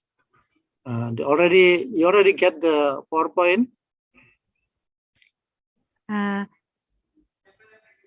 I'm sorry, Mr. Lukman, maybe we will need more time, 2 minutes. Yes, okay, yeah. Please. Yes, okay. Waiting for the presentations, I will give some introductions. Today, I would like to present and then show about the collaborations. Of course, if we are thinking about the rural community developments, we need the collaborations, as already mentioned by Gus Menteri and also Prof. Lutfia. It means that there are many opportunities for the collaborations. And then I will focus to the collaboration between the university and the local community, and then in the tourist sectors. As we know that now actually tourist is one, I think, okay. Before I continue, can you go down before I will check it is the better, go down please. I will, okay, next, next, next, next, next, next, next, next. I think I have another PowerPoint material that I already sent. Okay, that is the material that I got from the committee. Maybe this is Maybe not I will, the new one. okay, I will use my material. I will try. Please Okay. close and then give me access. Okay, sorry, Professor. Yes, okay, yes. Yes, okay. Yes, because I will present some schema how university and community in the village can establish the collaborations. Okay. Yes, they already appear in the screens. Not yet. Maybe took time. Okay, we already see your presentation. Okay, thank you. Please. Yes, sorry, I cannot go to the full screen because I have a problem with my connection. Yeah, but I think I hope that is will be clear. Yeah, the title will be collaboration, the rural community empowerments toward the sustainability and the competitiveness of rural tourism. Of course, the issue of sustainability and the competitiveness in the rural tourism is very crucial. Ladies and gentlemen, actually, I already talked that tourism is very important for us now, and we can see today the phenomena that tourists grows fast, very significant in many areas, and in Indonesia especially, including in East Java. And then many authors, scholars, and politicians also said that, of course, the reason behind why we develop the rural tourism is because the significance of rural tourism in the economic sector, in the social, and also in the environments. Especially in many areas in Indonesia, the area with a high number and abundance of nature and culture, especially nature and culture as a main tourist attractions, especially in the rural area. However, there are problems with the resource usage. It is usually important why we should focus to the problems, because we want to learn from many cases of the environmental problem in the tourist destination area to go to the more competitiveness and sustainability destinations. In the last presentation, I will show you one of the models how the university are able to collaborate with the local community to develop the rural tourisms. Why rural tourisms? We can see here that rural tourism especially has a high potentials to stimulate local economic growth. And in Indonesia, this picture shows us a lot of rural tourist development already exists from Sumatra, Java, Kalimantan, Lesser Sunda, Molucca, and also in Papua. We hope that through the rural tourist development, there will be improvement in the quality and productivity of agricultural product and also incomes. And also rural tourist development will also contribute directly and indirectly to the development of the rural area. This is the highlight why the rural tourism development is so crucial in Indonesia, and many local governments and also community, they want to develop the local, they want to develop the rural tourisms. Ladies and gentlemen, if we talk about the tourism and natural resource use and the conservation, we can see there are big issues related to the sustainability of the natural resources. We know that natural resource in our village is not merely used to support tourist development. Traditionally, natural resource in the village is the main capital, or the main resource to support the living systems in the village, including farming systems, fisheries, and everything. In Indonesia, if we consider about the natural resources in the rural community, there are numerous types of the ecosystem, ranging from the marines, coastal, lowland forests, mountain forests, rivers, lakes, and many ecosystems. Basically, this ecosystem is an integral part of the living systems in the rural community. Many rural community, they cannot exist and they cannot continue their living system without the ecosystem in the high quality functions. So by the way, why we are talking about the natural resources, conservations, and tourism in the rural area. In the development of the tourism, if we use the natural resource, we should understand about the basic characters of the natural resources. It is especially crucial to determine how many tourist number will come to our destinations. We are talking about the carrying capacity, because a lot of number of tourists come to the village, there will be problem with the carrying capacity of the environments and also of the social aspect of the village. The use of the marine, coastal, lowland, forest, and everything mean that we need the conservation agenda. Why we are talking about the conservations? Because it is needed to ensure the sustainable use of resources. If we are able to conduct the conservation, we hope that our tourism system, tourism industry will go to the more sustainable and competitive destinations.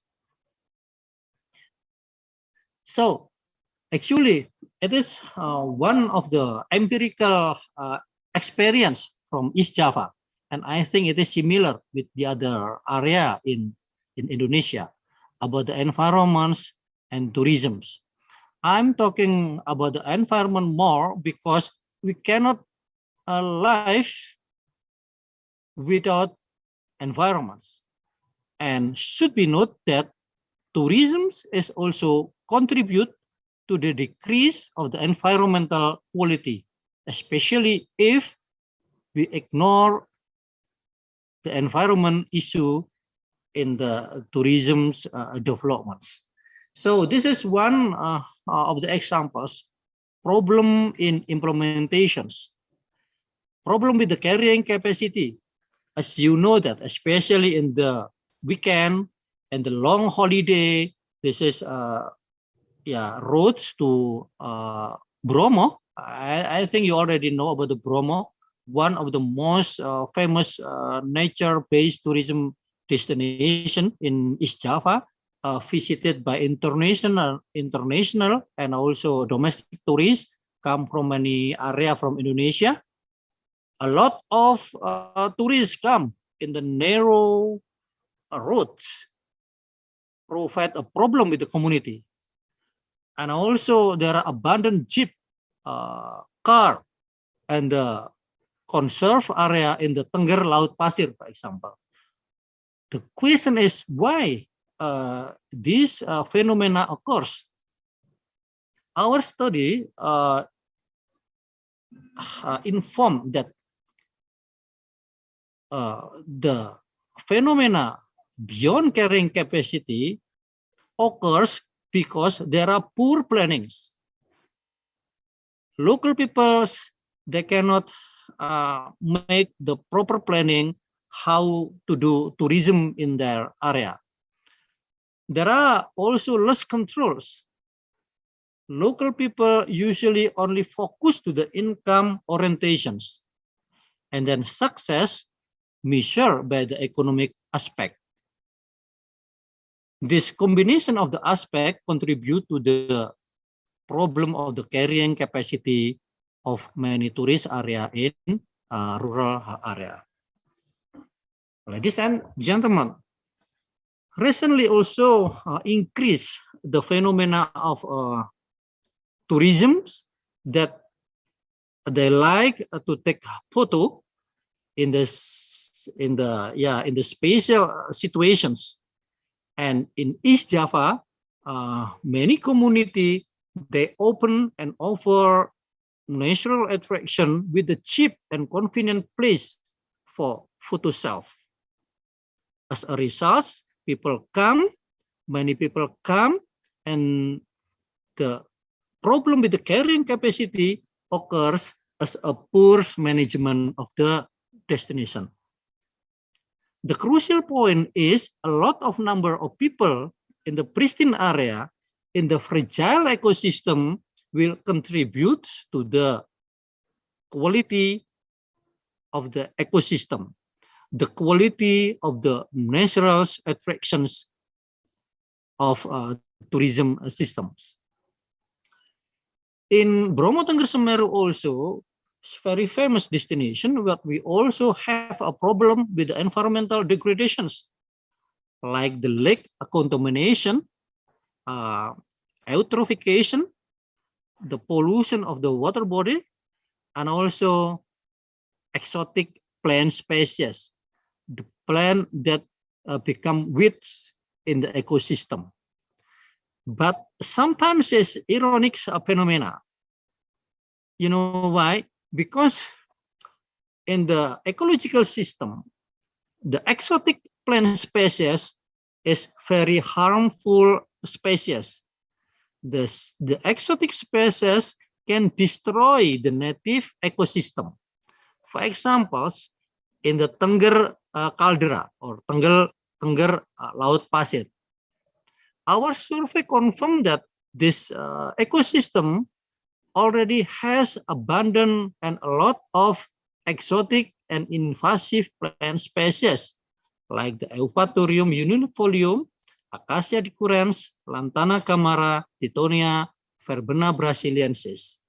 In the perspective of ecologists, in the perspective of environmental management, it is the bad news. It is the bad situation, the bad conditions. You know why? Because this species can change the ecosystems, can change the native ecosystems. But in the perspective of tourists, it is the beautiful landscape to take photographs. We also have problem with the less participation in the monitoring, landscape monitoring, ecosystem monitoring, mitigation action, clearing, and everything. Site with the exotic invasive species was preferred as photo background. Yeah, similar situation also with the area, the story. Another significant aspect related to the our friends in the rural community, when they develop the rural tourism or tourism in the rural area, they less in the social aspect issue. They poor to implement the more sustainable economic system. There are also have a problem with the safety and also very poor educations.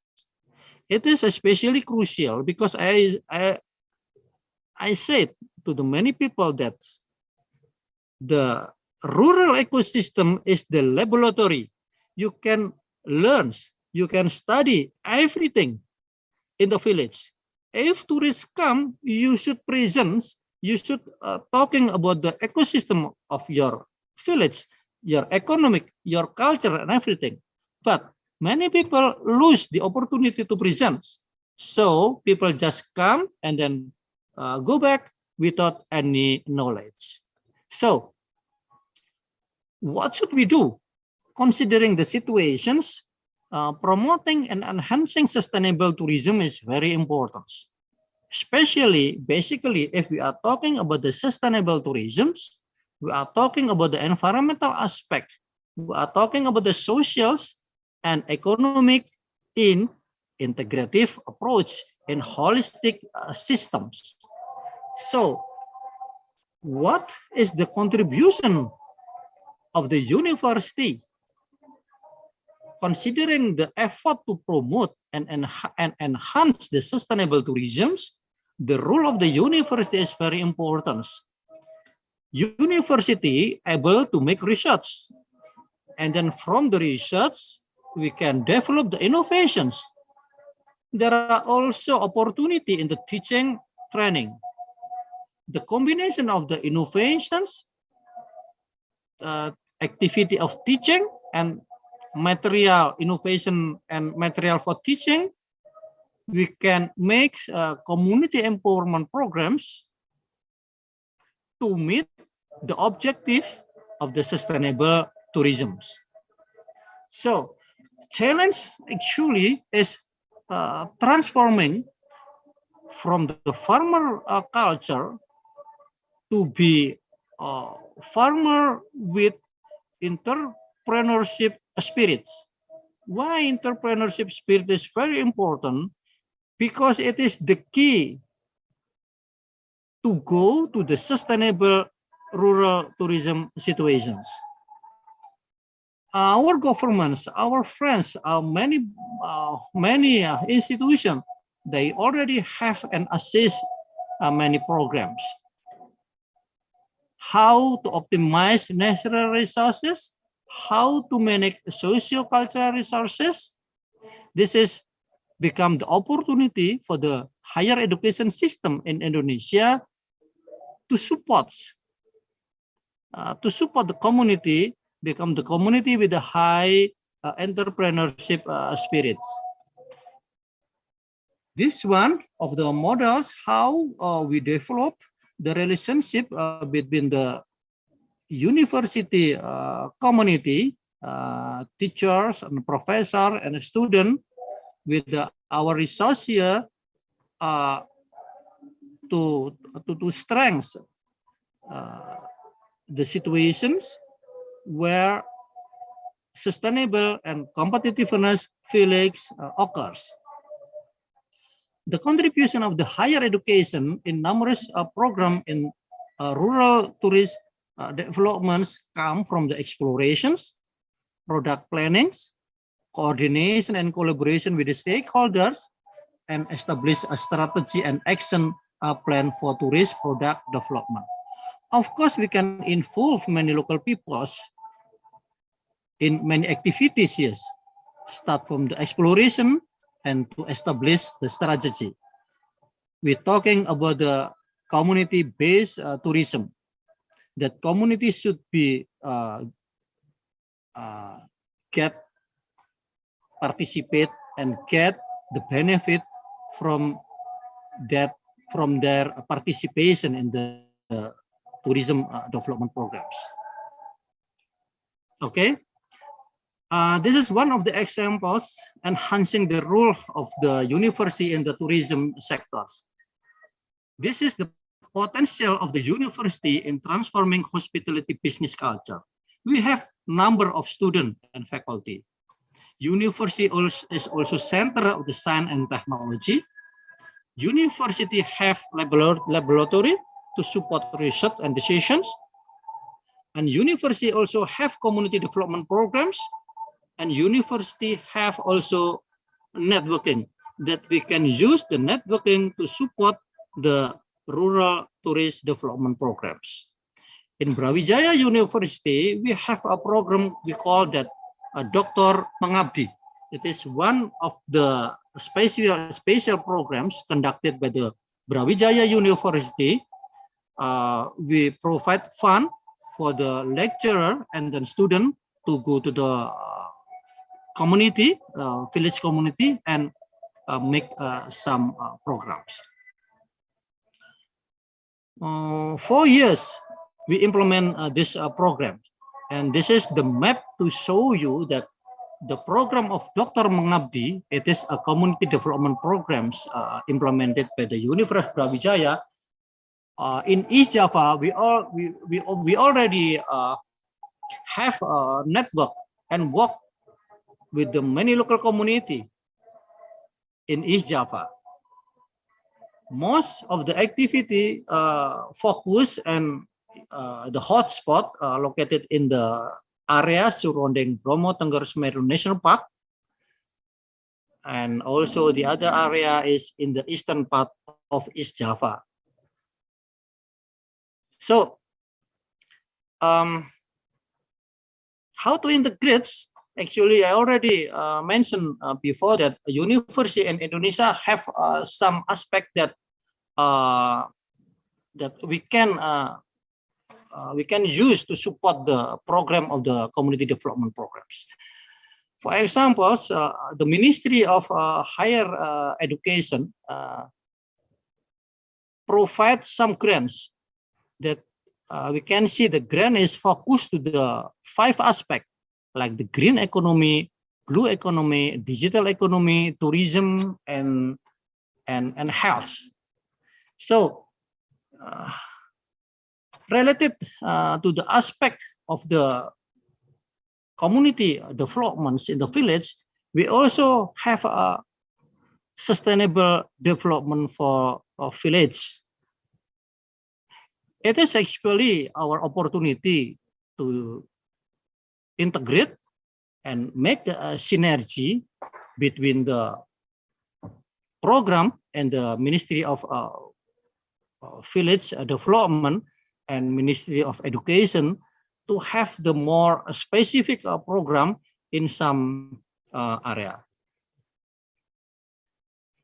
This is also an example of the innovation of the rural coffee-based tourism that we already make through the program of Dr. Mengabdi, and it's also already mentioned in the some news.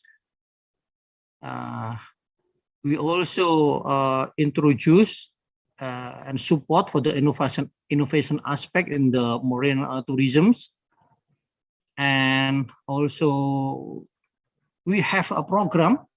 Dr. Mengabdi also contribute in the specific area, especially contribution in species with the high conservation value. We established a biodiversity survey with the local community.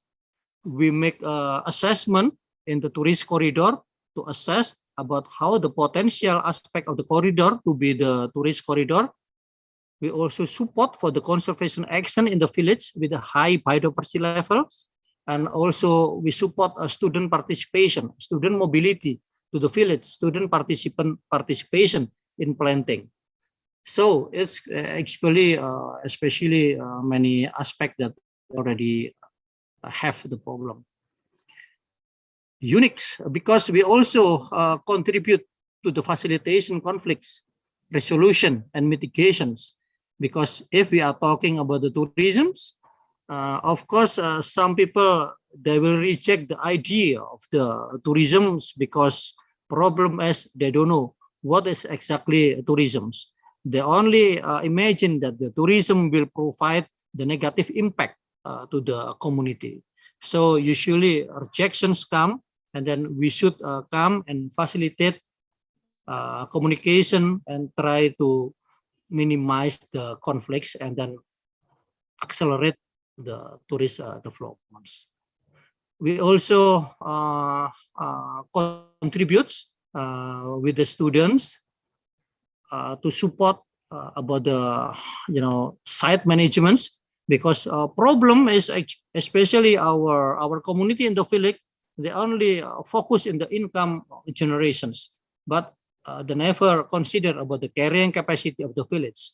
So it is especially related to the how we can able to manage sites better, more sustainable, more attractive, and it is become the key for the sustainability and the competitiveness of the future tourisms. And also with the student, we can implement and strengthen the ability of the local community to interpret their resource, their living system, everything that it is we can find in the village, with the objective of village is the laboratory for the living system that student and visitor are able to study, to learn about village system. And yeah, the last slides. The next opportunity and challenge is building more mutualism relationship. We are in the Ministry of Higher Education. We have the hot issue, recent issue in higher education system, that we are now in the transforming higher education teaching learning process with the 8 main indicators. Jadi kita sekarang di perguruan tinggi dimandatkan dengan 8 tujuan utama seperti Bapak Ibu sekalian bisa melihat di sini. So if we look the main indicators, it is related with the village as a target for the student and university staff activity. So village should become as a strategic partner for the success of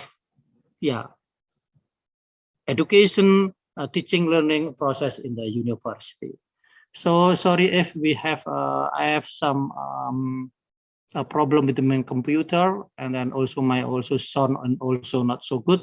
So thank you very much. Assalamualaikum warahmatullahi wabarakatuh. Waalaikumsalam. Thank you very much, Professor Lukman. Your presentation and your voice is very clear. Very good sign on developing the rural tourism. If I can take some points of Professor Lukman presentation, that how rural tourism trend increased significantly, where rural tourism has a high potential to stimulate local economic growth. But also it is important to think from environment aspect to ensure sustainable use of resources. We have to keep carrying capacity of the area to make sure that our development can be sustainable in the future. In terms of optimized natural resources, we cannot neglect the social aspect, economic side, safety, and education for better promoting and sustainable tourism. Once again, thank you very much, Professor Lukman. And distinguished participant, our next speaker, Dr. Anderson Ngelambang. He is the senior lecturer, Faculty of Hotel and Tourism Management from University Technology Mara, Malaysia. Dr. Anderson got his doctoral philosophy in business management from University Technology Mara, Malaysia in 2019, and Master of Business in International Hospitality Management from University of Queensland, Australia in 2006. He is editor-chief of esteemed Journal of Social Science and Humanities. He received many excellent awards, University Technology Mara 2010 and also 2020. Now he is a senior lecturer Faculty of Hotel and Tourism Management, University Teknologi Mara, Kawangan, Pulau Pinang, Malaysia. He is a visiting scholar at 3 international universities in Thailand and Malaysia. Dr. Ngelambang will present the material about initiative toward sustainable tourism education in rural community. Dr. Ngelambang, time is yours. Thank you. Thank you, moderator. Madam Teresia Binadar, thank you for the warm welcome. Okay, and I would like to share my screen. So let me try to share it with everyone.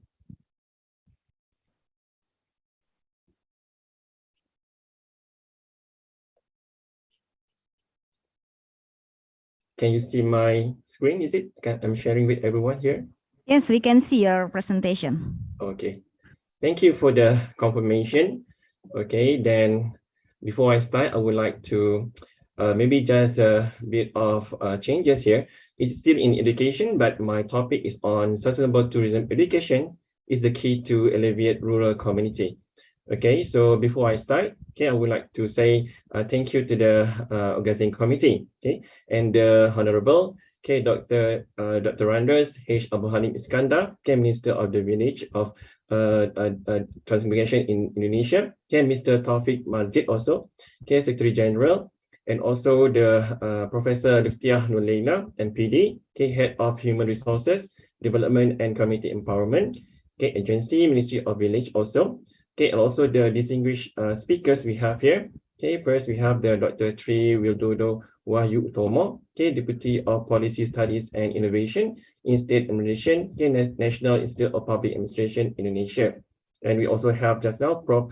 Lishma Hakim, okay, Professor of Ecotourism Planning and Development, okay, Brawijaya University, and also I think after me is Dr. Tatong, okay, Brahmamni, okay, Assistant to the President for Digital Strategy, Pechaburi Rashabat University. Okay, so I think we have here a beautiful lane of expert here. Okay, so for me, I will talk about education and how it relates in the rural community development.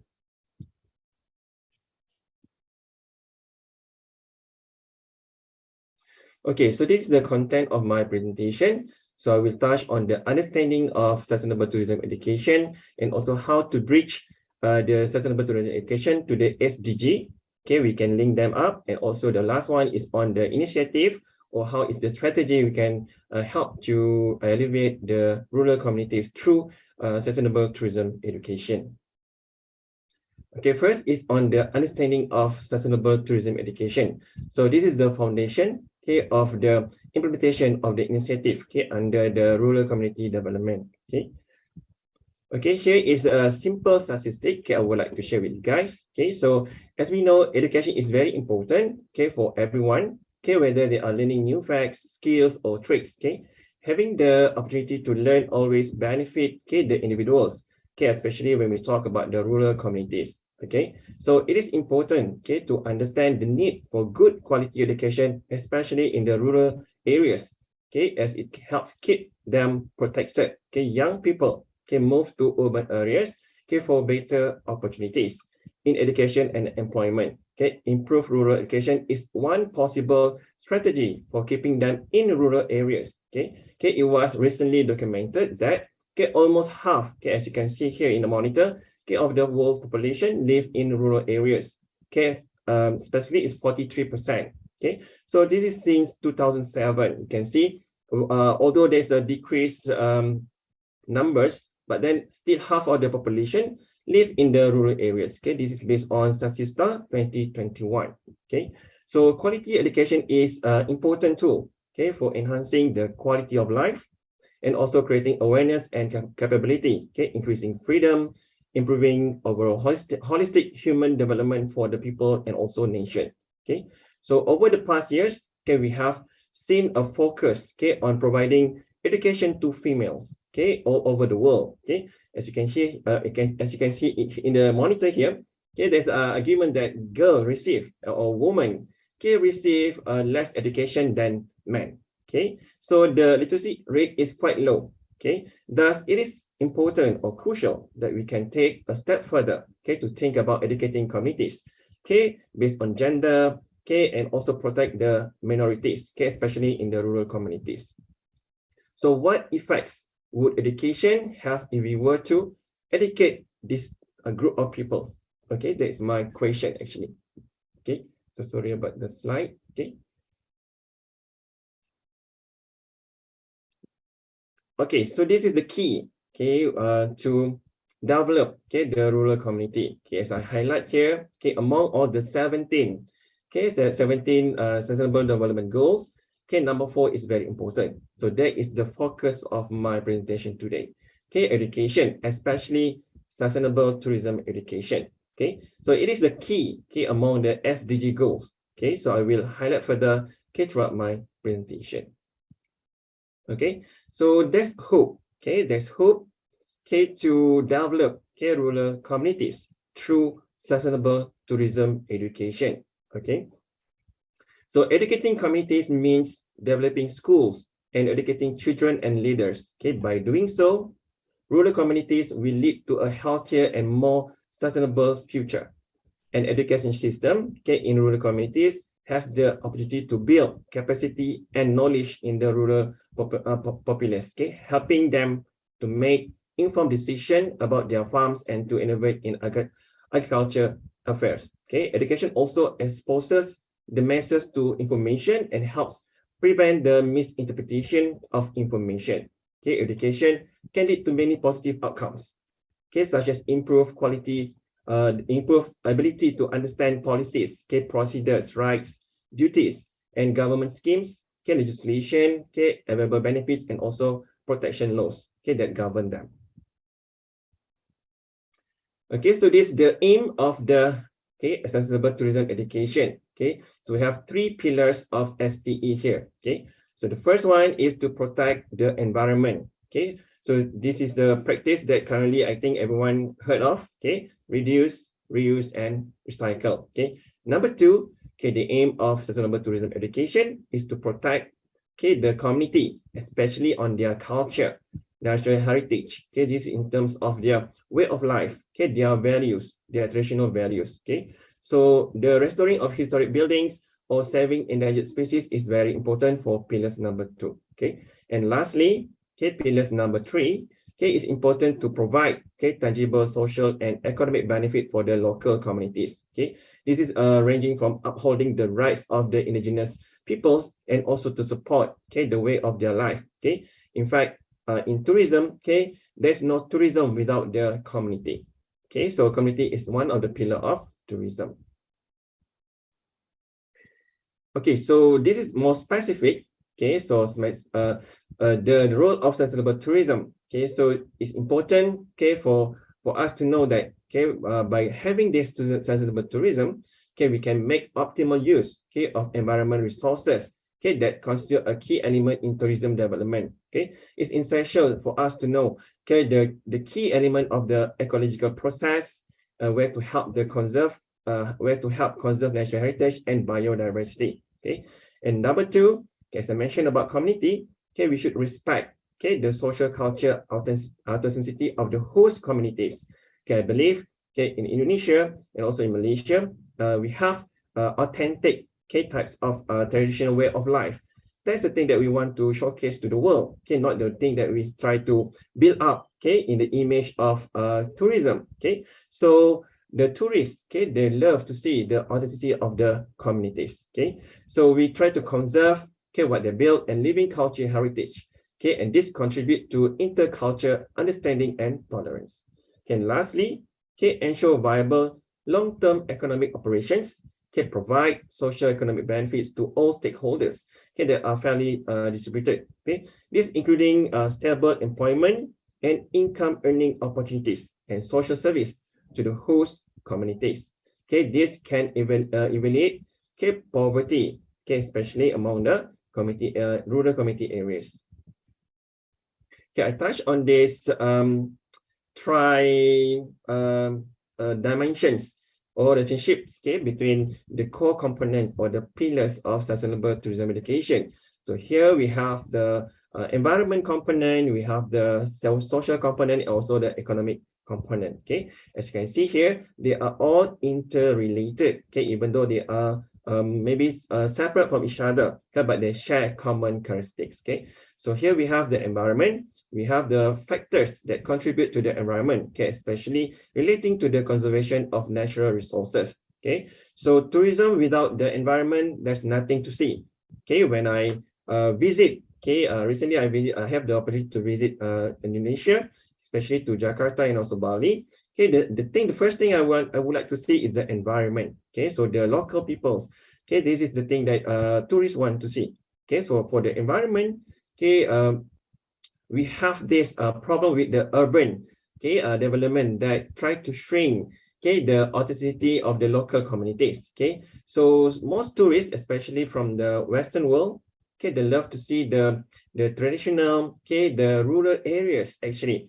Okay, this is the key signature, okay, of our Asian countries, whereby we still have, okay, our traditional or the culture values, okay, that is very near to our heart. Okay, so when I have opportunity to visit Indonesia, okay, I would like to see this kind of environment. Okay, for social, okay, this is in terms of the community. Okay, so community should be educated. Okay, should have equity to be developed. Okay, and they also, I think they also love to have a development. Okay, so from my personal opinion, okay, if they are living in the rural areas, doesn't mean that they are not happy. Okay, so from my experience, okay, living with my grandparents in the village, because I am a village boy before. Okay, so I believe, okay, living in the village, okay, living in the rural communities doesn't mean that they are not happy. Okay, they are more happy than us actually. Okay, they have the adequate all the necessary things, okay, with them. Okay, it's only that we need to educate them, okay, about how to protect, to conserve, okay, to preserve, okay, their environment and also their culture and heritage. Okay, there is the important for their health, well-being, and quality of life. Okay, and lastly here you can see in the dimension is the economic, okay, factors. Okay, this dealing with the bottom line, the cash flow, the operation of the traditional business, whereby we are supporting the local entrepreneurship. Okay, so in the rural communities, okay, they need, okay, education to educate them about the how to govern their business, especially, okay, and especially the knowledge, okay, on how to operate and to serve the guests, okay, and also the finance and accounting. Okay, this is important.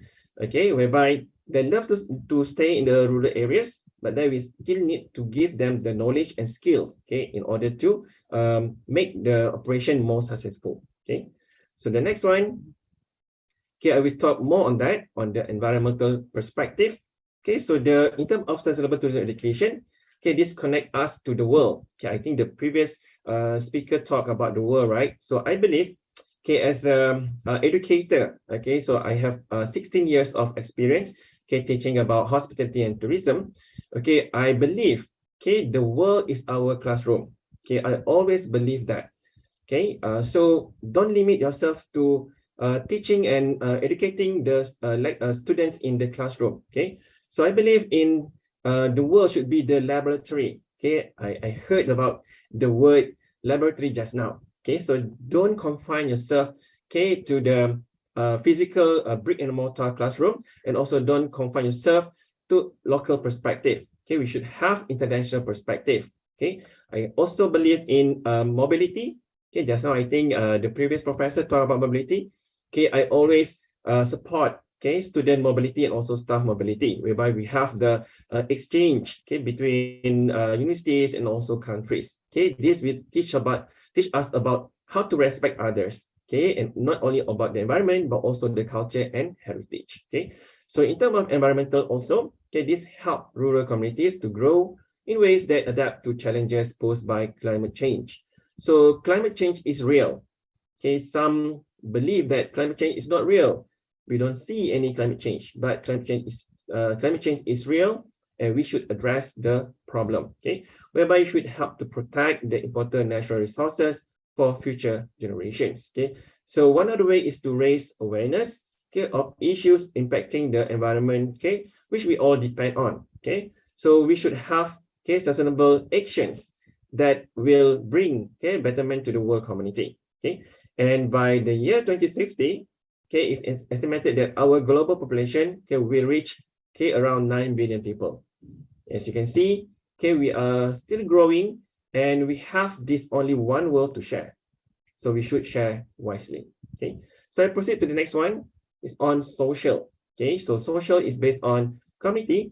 Okay, I believe all nations, they have their own community, and here we are here to talk about the rural communities. Okay, so sustainable tourism education should provide social benefit for the rural communities who live in tourist destination. Okay, when I was in Jakarta, in the Kemendesa, I have the ability to share knowledge, on how to develop, desa wisata.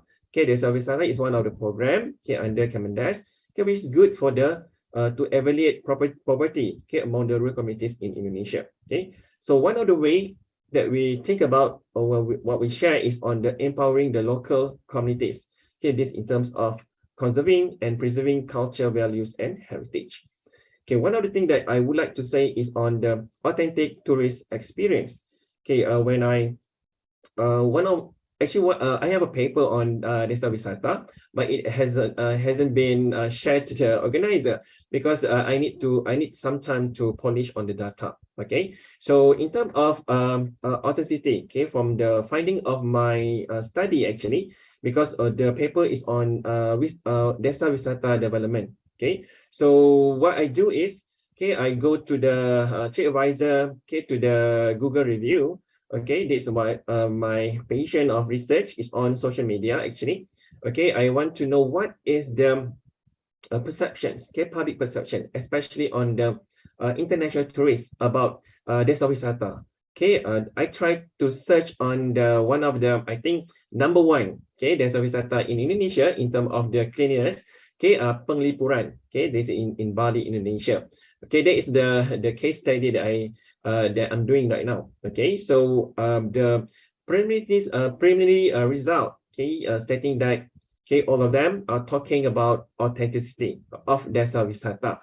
That is the issues brought up by tourists, international tourists, about maybe the it's clean, it's good, everything is perfect, pristine clear, but then in terms of authenticity, there's a thing that we should highlight to the rural communities.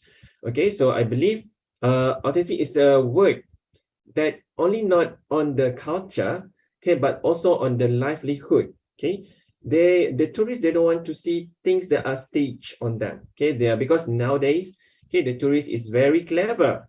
They are not the ordinary tourists; they are educated tourists. So they know what is authentic, is not, and what is not authentic. Okay, so I believe it's important for the rural communities to aware about the authenticity of their culture, the values. Okay, so in terms of sustainable tourism education, this bring tourists and local communities together for mutual benefit. Okay, I go to the next slide. Okay, in terms of economic, this is the last one. Economic. For the pillars under sustainable tourism education. Tourism offers opportunities to people. From all walks of life. Supporting vulnerable groups. Including minorities, youth, and women. So this is the components in the rural communities. So the positive effect of economic ripple. Not only helps support local business, but also fosters entrepreneurship. So this is important, and new business ventures. So the key word in economic is the finance. So actually the money received from tourists, we can use to help to preserve and conserve the historical and cultural sites. So this is important. So I believe, I think the popular attractions, all over the world, there's a entrance fee. So the entrance fee, to the popular places should be used. Giving back to the community. We should give back some of the money to the community for them, to conserve and preserve, their heritage and culture. So just don't take the money and don't spend on the conservation and preservation. So that actually the component, the important component part of the economic, in sustainable tourism education. Okay, next we have the number 2. Okay, we have passed the understanding of the sustainable tourism education. Okay, whereby I have highlighted that the key is the education. Okay, number 4 of the SDG. Okay, so here I would like to touch on how to bridge, how to link, okay, this education, okay, to some of the SDGs, okay, goals. Okay, so this is the I say conceptual framework. Okay, so this is just my what you call that, my jigsaw puzzle. Okay, so some have adopt okay, the SDG based on their communities or based on their countries. Okay, so in my opinion, okay, we can use this education, okay, to first to have a decent work economic growth. Okay, as I mentioned, I also come from the rural areas.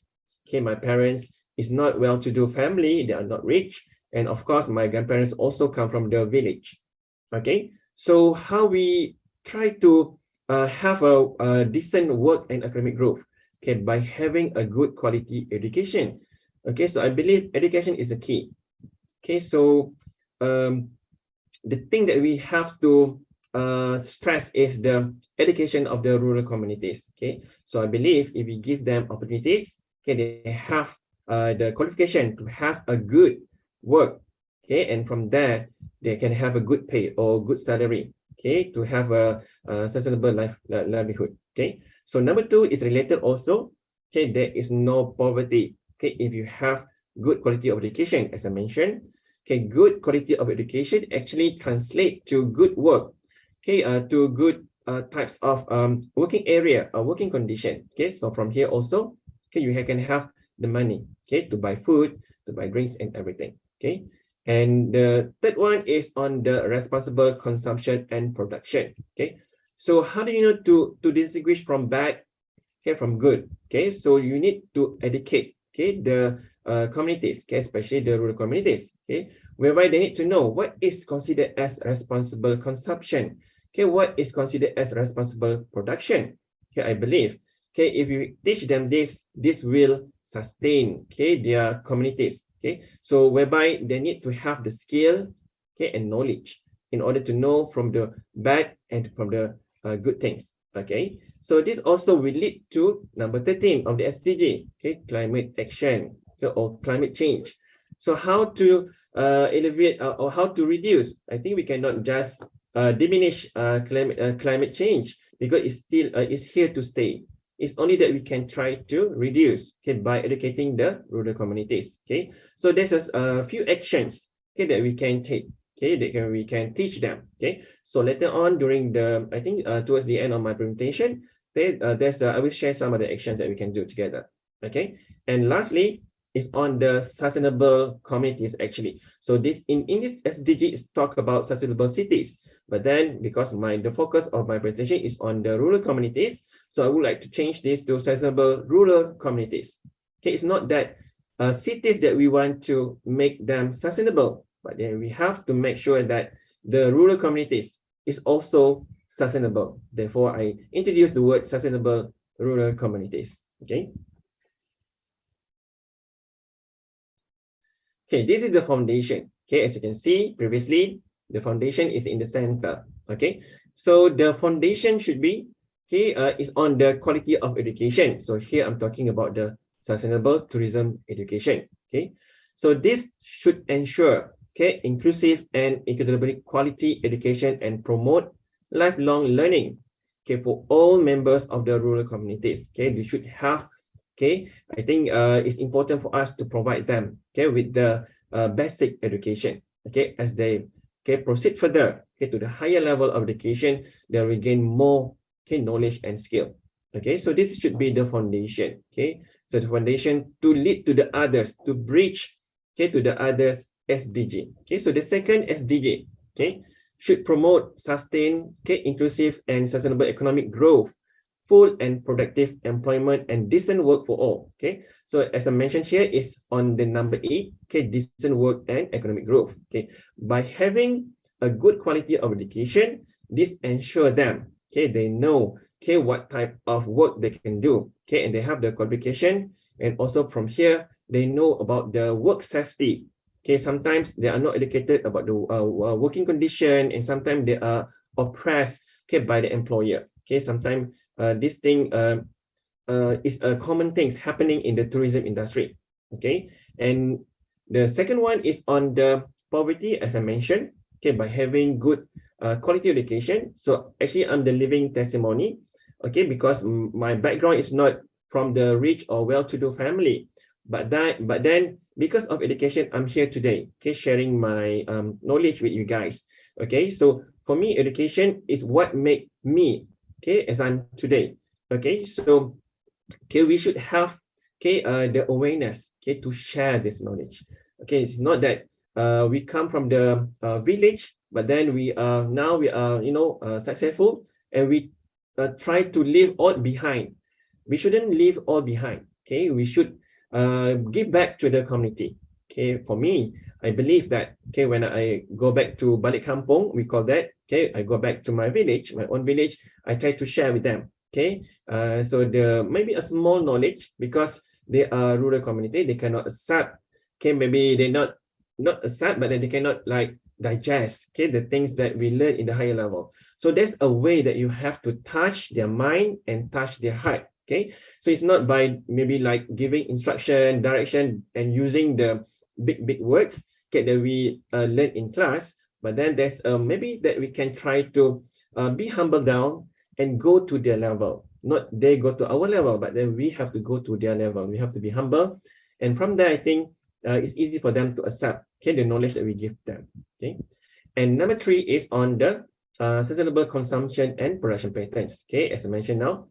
Okay, so we need to have maybe synergy, okay, with the local communities, local government, and teach them about the sustainable consumption. Okay, so I believe, okay, in the rural communities, maybe one of the core, okay, economic livelihood is on the fishermen, or in the fishing industry, and also in the tourism industry. So talking about tourism, so how to make the consumption of tourists. Okay, just now I think the professor talking about the carrying capacity. Okay, carrying capacity. I think that is one of the issue, okay, surrounding the tourism industry. Okay, whereby we want the money from the tourists, but then if there is too many tourists in one city, in one community area, there will be a problem. Okay, there will be a problem in terms of the consumption. Okay, people just eat, and you have to produce more, and sometimes they litter, okay, they throw garbage everywhere, and that is a problem actually. So some countries or some tourist destination, okay, they introduce entrance fee. Okay, and I believe my friend, okay, a researcher, okay, they just went back to Polytechnic Pariwisata Bali, okay, whereby they have this idea, okay, they like to introduce a higher entrance fee in Labuan Bajo. Okay, Labuan Bajo, okay, is very famous for Komodo dragon. Okay, so but then they say it's not sustainable, okay, because of the influx of tourists. Okay, so this is the example, okay, I would like to share. Okay, and there's must be a way, okay, how to make sure, okay, the consumption and production is sustainable, okay, especially in the tourism industry. And this is on cities. Okay, so this is taken from the SDG. Okay, as I mentioned just now, I would like to change this into sustainable rural communities. Okay, so we should make the rural communities, okay, the settlement more inclusive, okay, safe, resilient, and sustainable. Okay, so I believe in Desa Wisata, okay, the tourism for Desa Wisata rely on the rural communities, and also rely on the components of the village. Okay, so the village is the one that attract people to come. Okay, so they want to see, as I mentioned, authenticity. Okay, it must be original, authentic. It's not easy copy by others. Okay, so I believe in Penglipuran they have that. Okay, but then as I mentioned, okay, some of the data that I received, okay, talking about authenticity of the Desa Wisata. Okay, so maybe I will share later on, okay, when I manage to publish the paper. Okay, this is important. Okay, so I think this is the thing that I think not only in our countries, not only in the eastern part of the world, I think this is the world issue. Okay, this is the world problem. Okay, but then, okay, this should be informed to the rural communities. Okay, maybe they are not know about climate change, about climate actions. What is climate change? Okay, so we need to have types of education. Okay, whereby we need to reach the rural communities to inform them. Okay, there's a problem now, and we should together take urgent action to combat this issue. Okay, you need to explain to them maybe in terms of their terms and language, not in terms of our language, because we need to, as I mentioned just now, we need to go to them, be humble down, and need to explain word by word what is climate change, and also climate change, what is the impacts to them. Okay, so I believe climate change not only impact the animals, the environment, but also us, the human. Okay.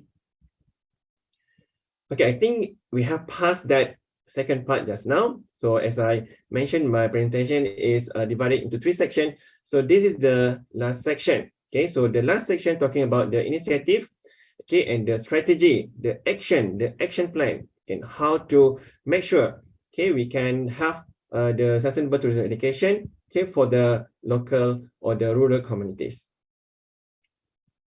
Okay, for the strategic plan, I believe, it should involve all stakeholders. Okay, so I think the previous professor also talked about the role of the university in helping the rural communities. Okay, so before I go to the university, I go first to the government. Okay, so the role of government is very important. Okay, whereby they are the one that should formulate policy and legislation and strategic action plan. Okay, so from here, the communities, maybe the public, they know that the government is serious in combating poverty, or in promoting sustainable education, tourism, for the community, especially in the rural community. Okay, so number 2 is in terms of university.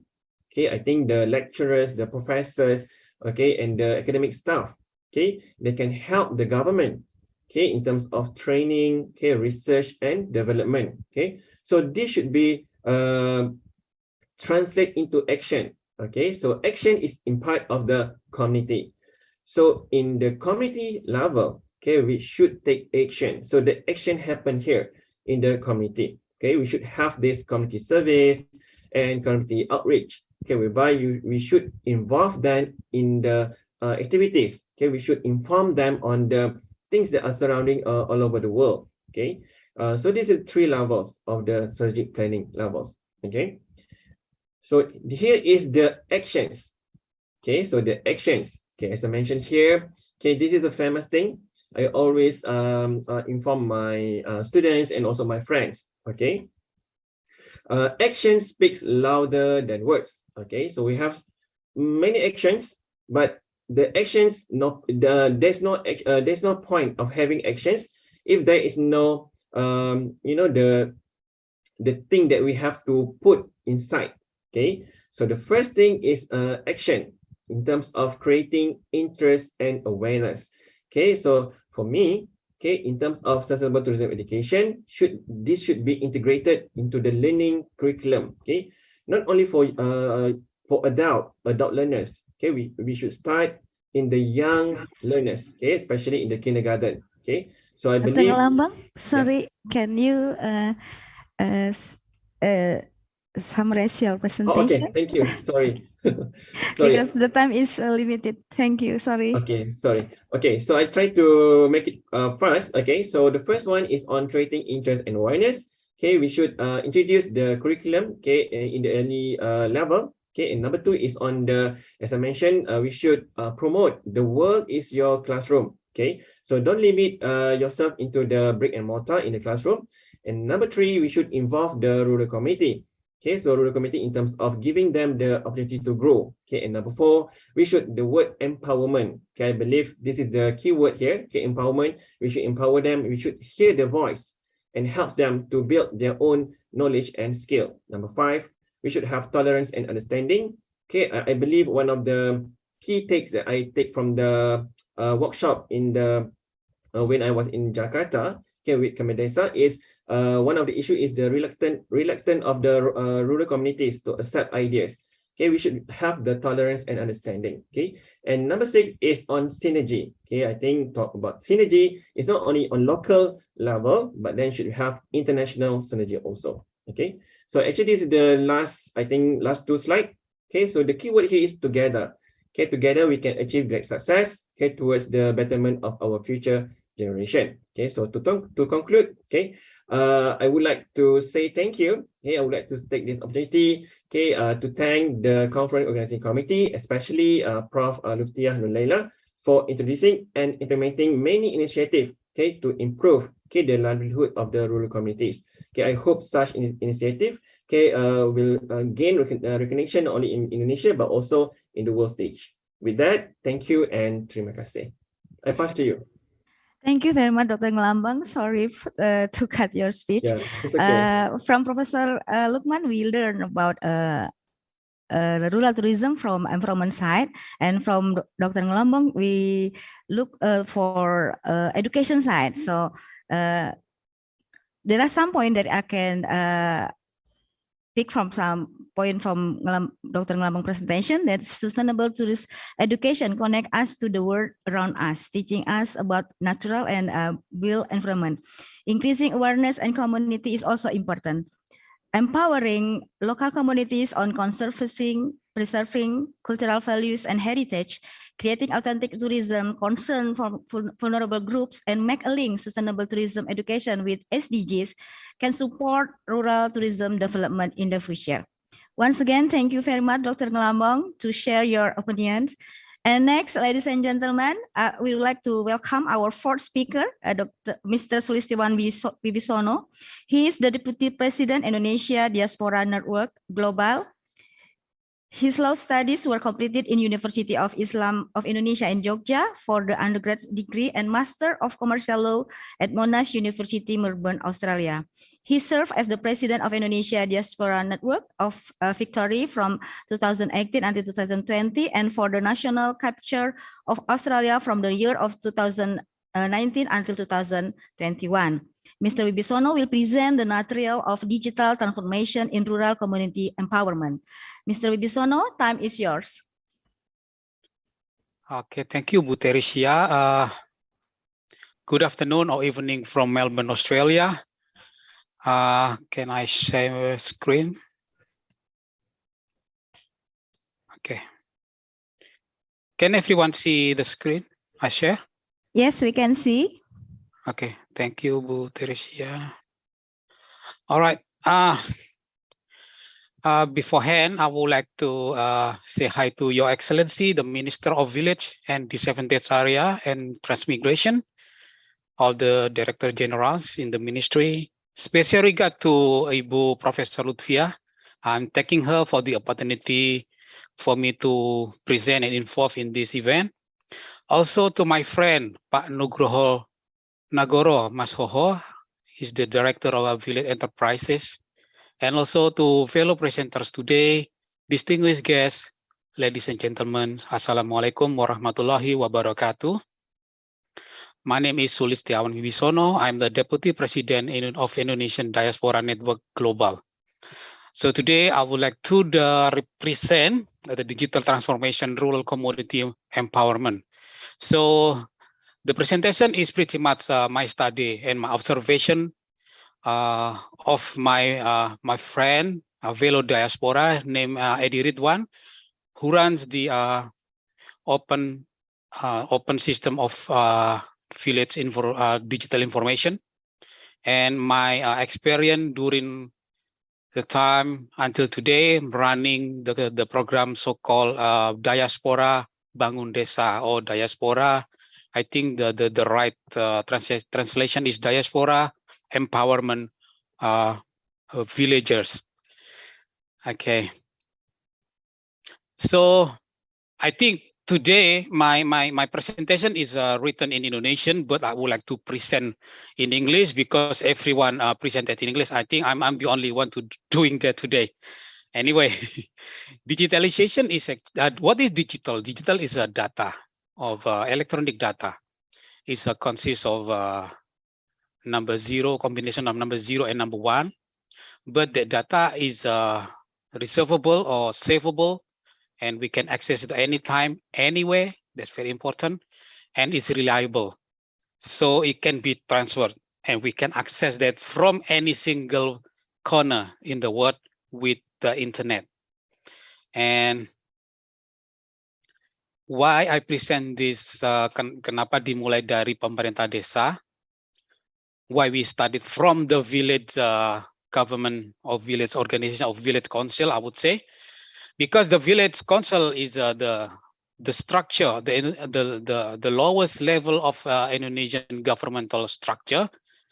So in that level, people of the village can directly interact with the institution doing the service of public service, and also the most important thing that it's open opportunity for the rural village to involve during the decision making, the public policy, and also the implementation, and also the supervision.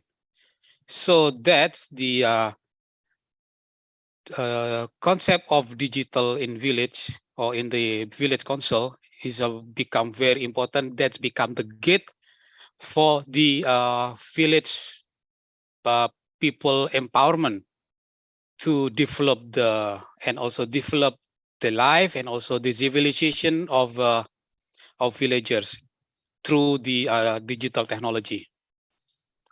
Okay, I took some data from BPS, Badan Pusat Statistik, or the Indonesian Governmental Statistics Center, on the Indeks Pembangunan Teknologi Informasi dan Komunikasi 2021.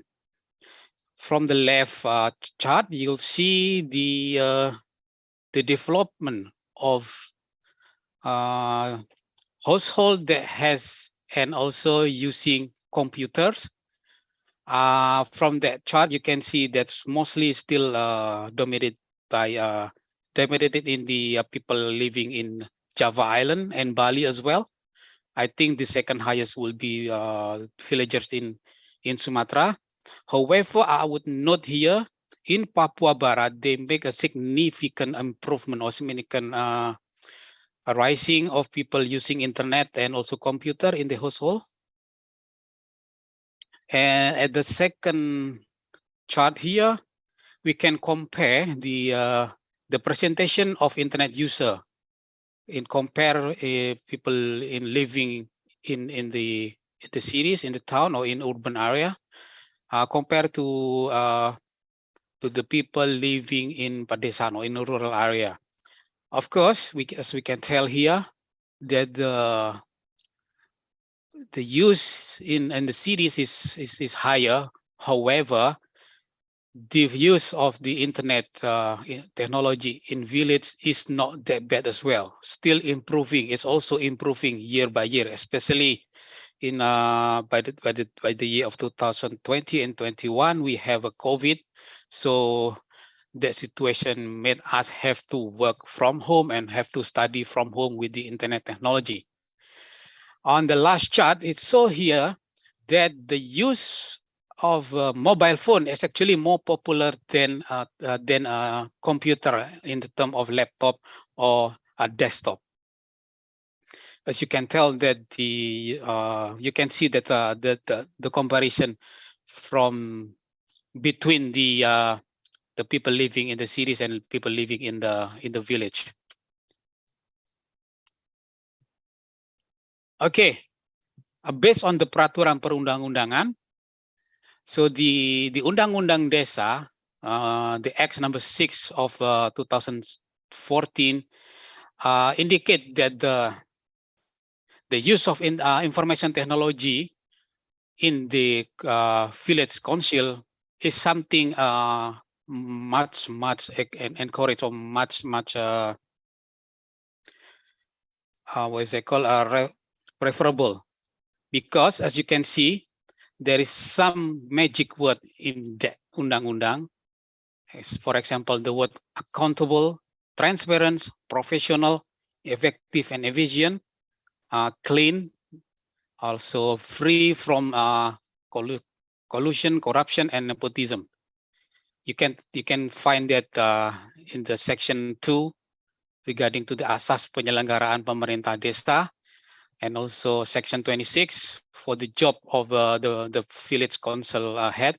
Also the section 77 regarding to the management of village belonging atau pengelolaan kekayaan milik desa. Apart from undang-undang tentang desa, undang-undang number 14 or X number 14 on the year of 2018 in regard to the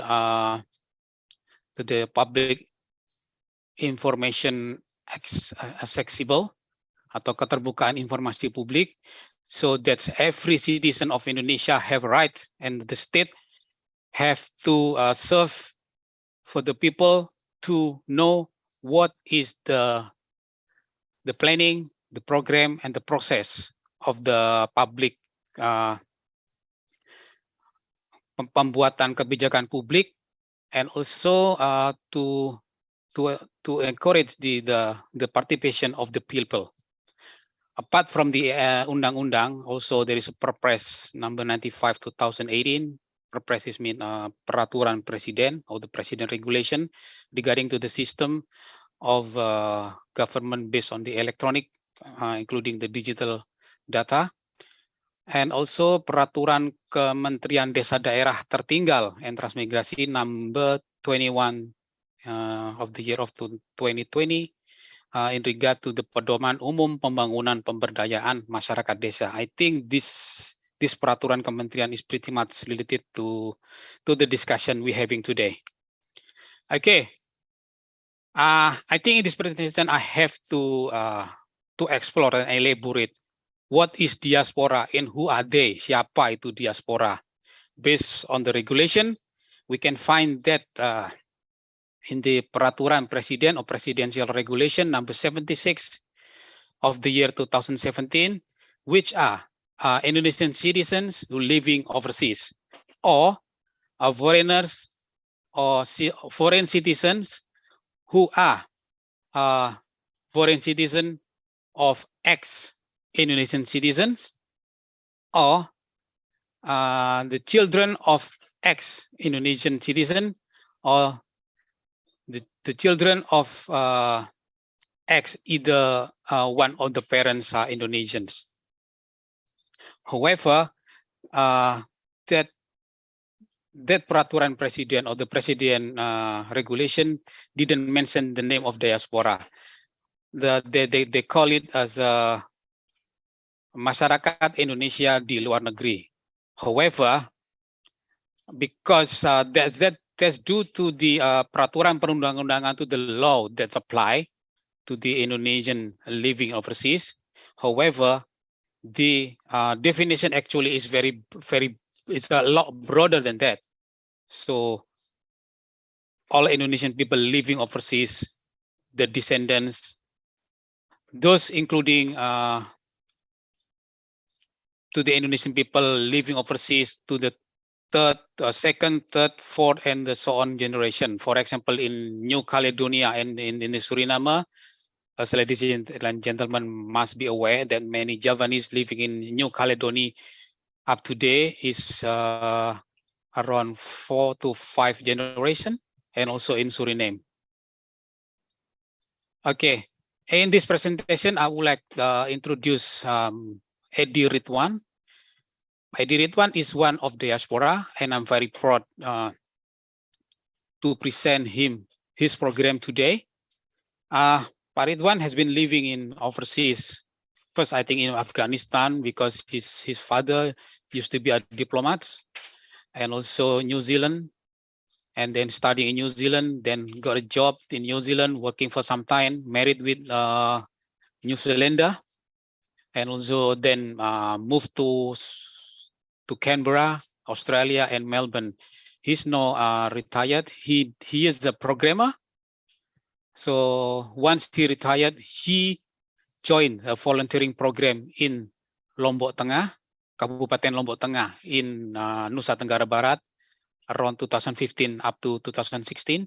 So from that volunteering work, he found Open SID. Open SID is stand for Open System Informasi Desa in 2016. So up till today, that apps or that software have been used by 6,000 village councils around Indonesia. And he been existed and supported by around 5,000 volunteering community of pegiat Open SID.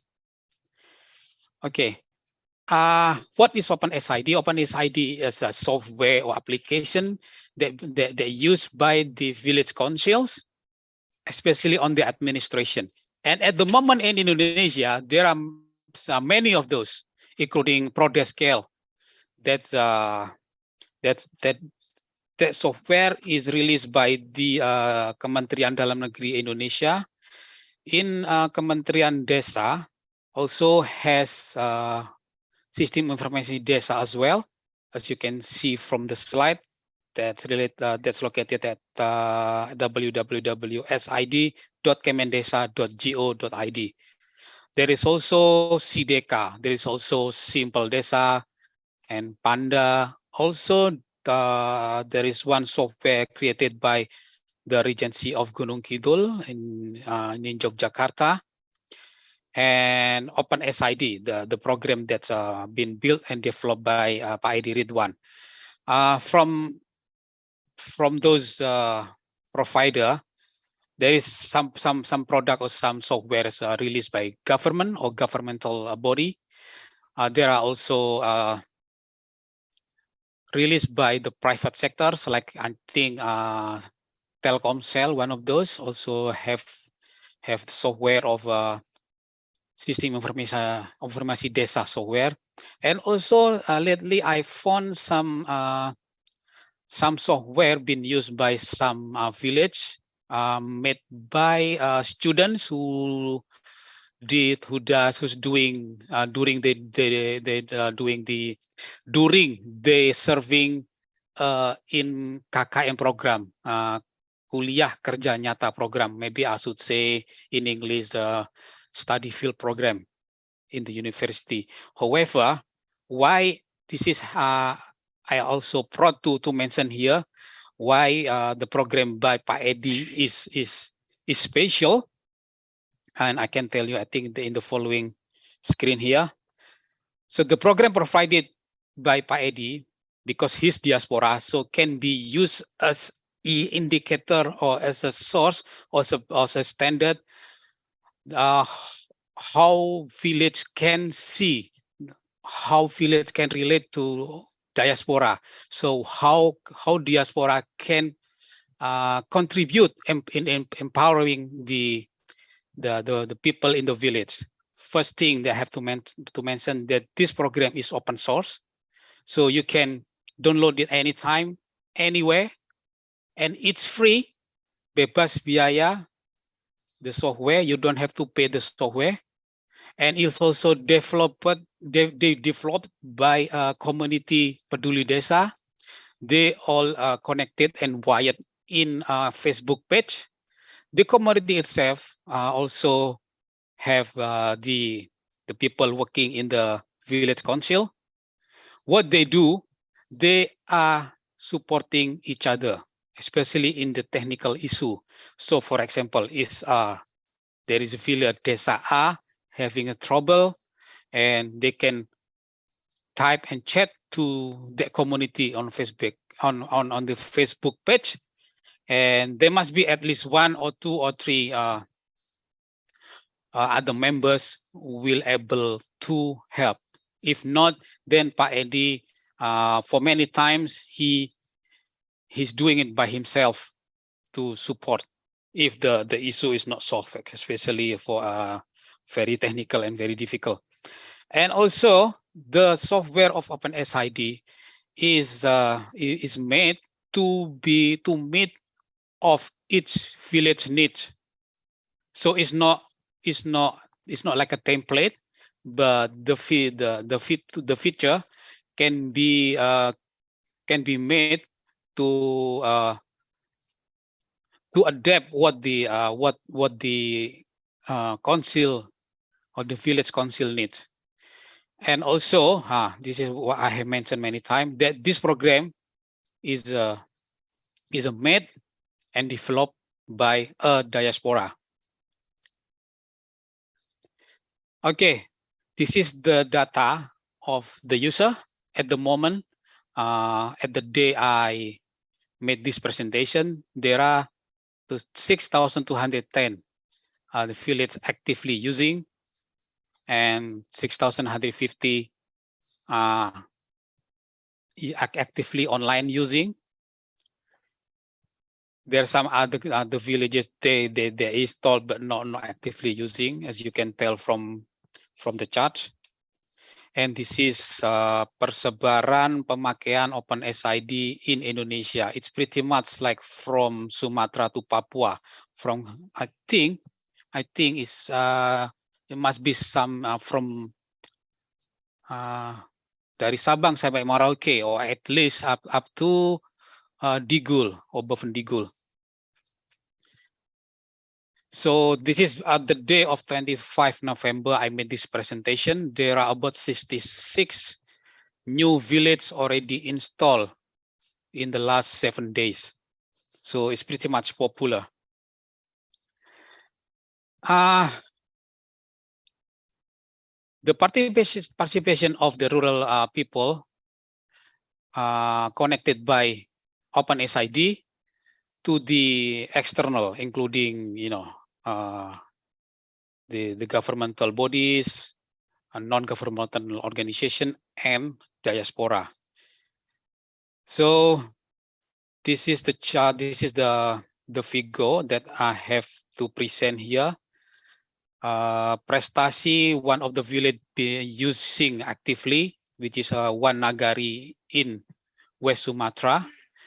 They receive many awards because the administration open and karena dengan penggunaan OpenSID, administrasinya menjadi tertib dan bisa diakses oleh masyarakat, dan akhirnya ada partisipasi yang kuat dari masyarakat untuk mengambil kebijakan, dalam pengambilan kebijakan maupun dalam pelaksanaan program-program di desa. As you can see here, if we like to discuss about the dengan keterbukaan, kalau kita mau mendiskusikan tentang keterbukaan, itu banyak desa, dengan salah satu desa binaan diaspora, yaitu di desa Nilamadike di Kabupaten Flores Timur, Nusa Tenggara Timur.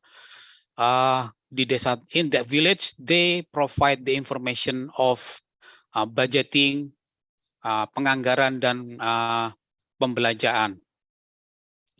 And also because of that village as well, in other village we are promoting, which is in North Sumatra, in the village called Hudon Sibulbulon, in the regency of I can't remember the name of kabupaten, I think Hutan Hasundutan. Because of the village, because of the OpenSID software, the village running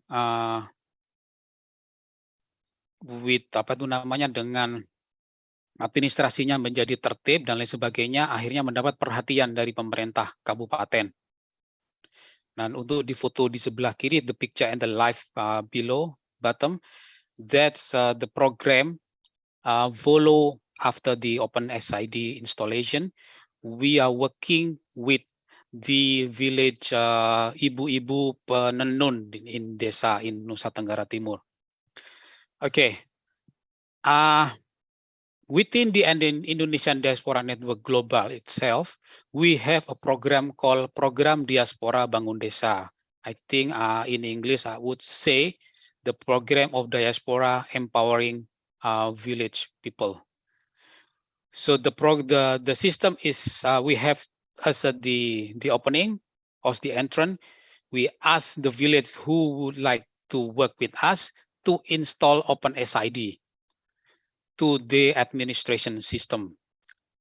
Because with that program is already sudah terbukti bagus and has been used by more than 6,000.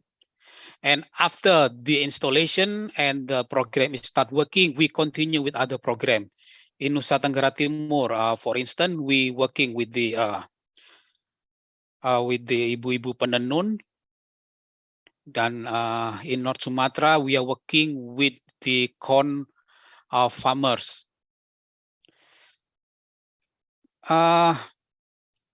Especially about talking about the empowering rural people. So with this OpenSID, apart from the feature like database, korespondensi, surat menyurat, pertanggungjawaban ke kabupaten, ke provinsi, and also ke pemerintah pusat, there is some feature that's very interesting. That is, they use in Lampung, they start using OpenSID to implement the electronic voting for pilkades. So actually, this program is initiated by the people in Lampung itself.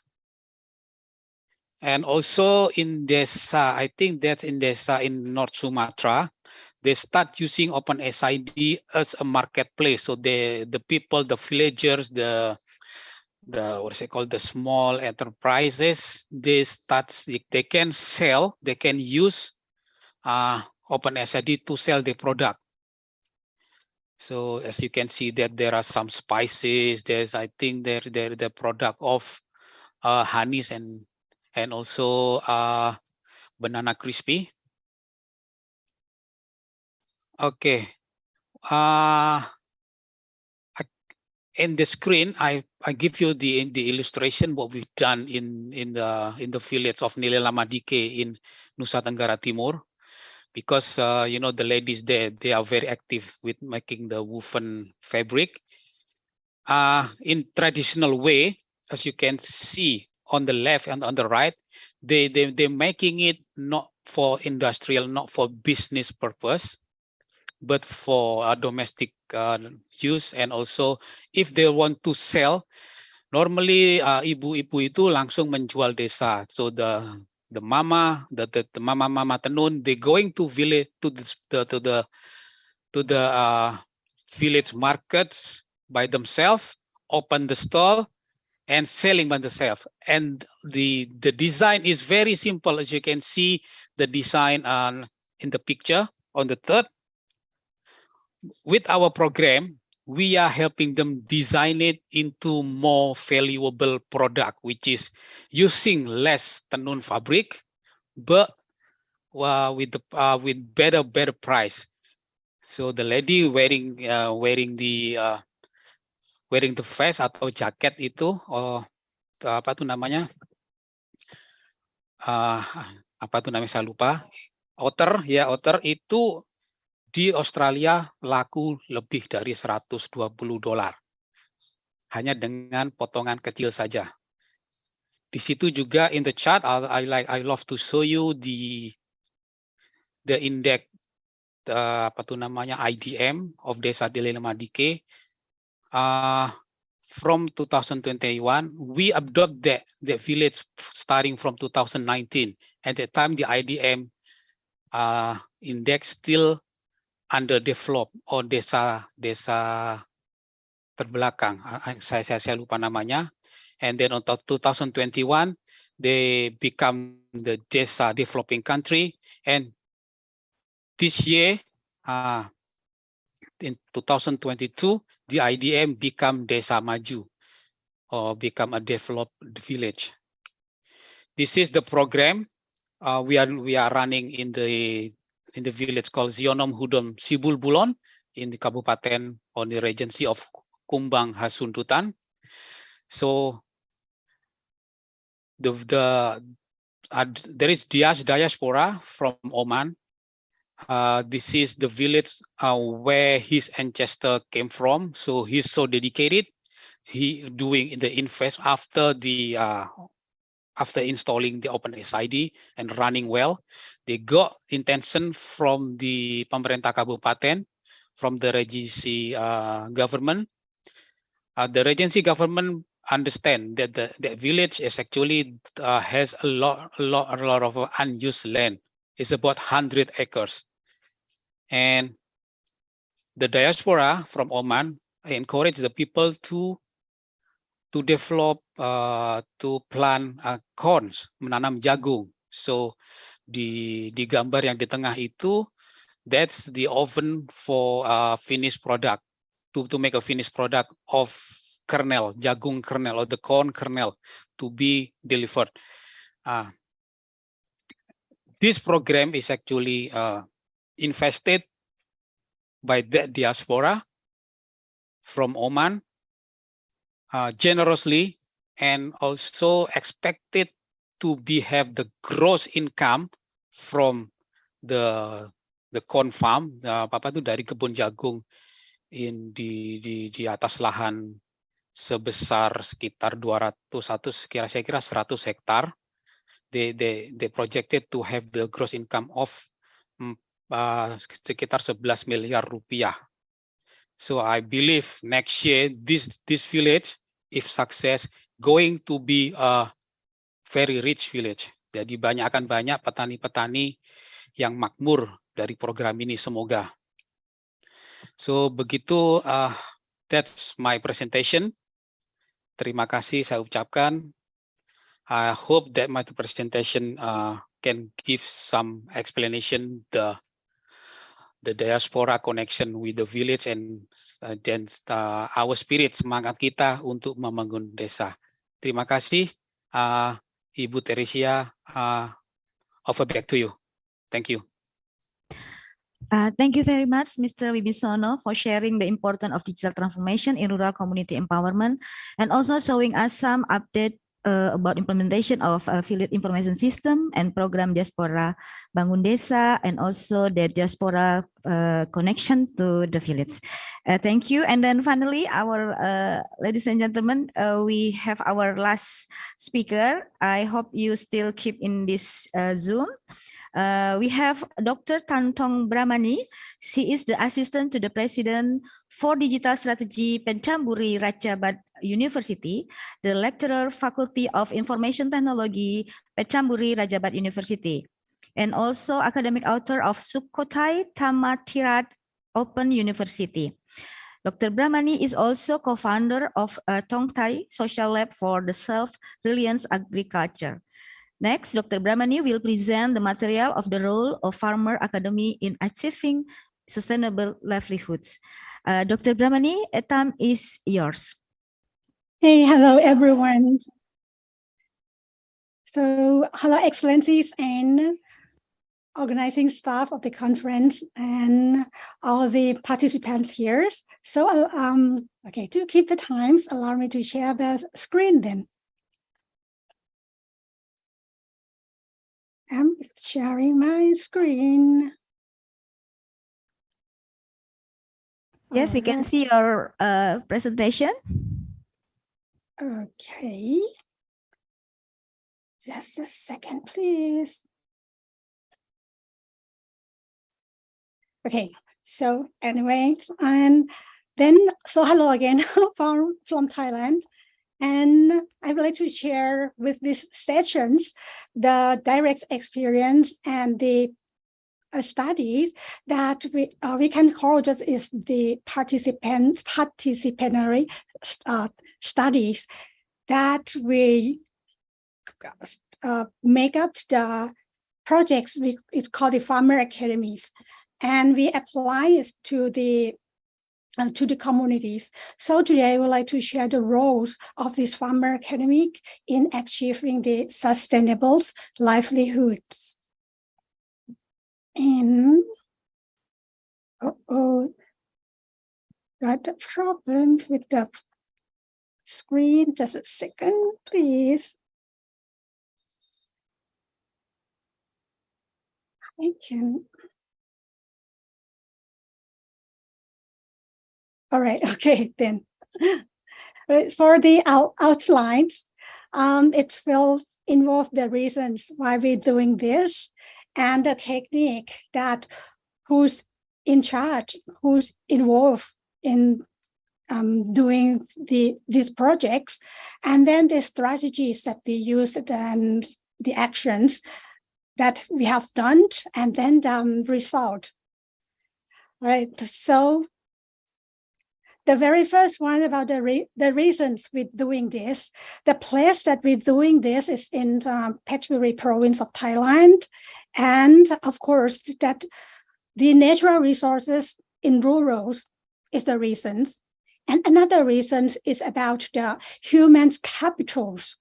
So these two capitals, natural resources and human capitals, are the inspirations of this study. And for human capitals, we include both the individuals and households, and moreover, we include the community levels. So there are 3 levels when we try to apply this development.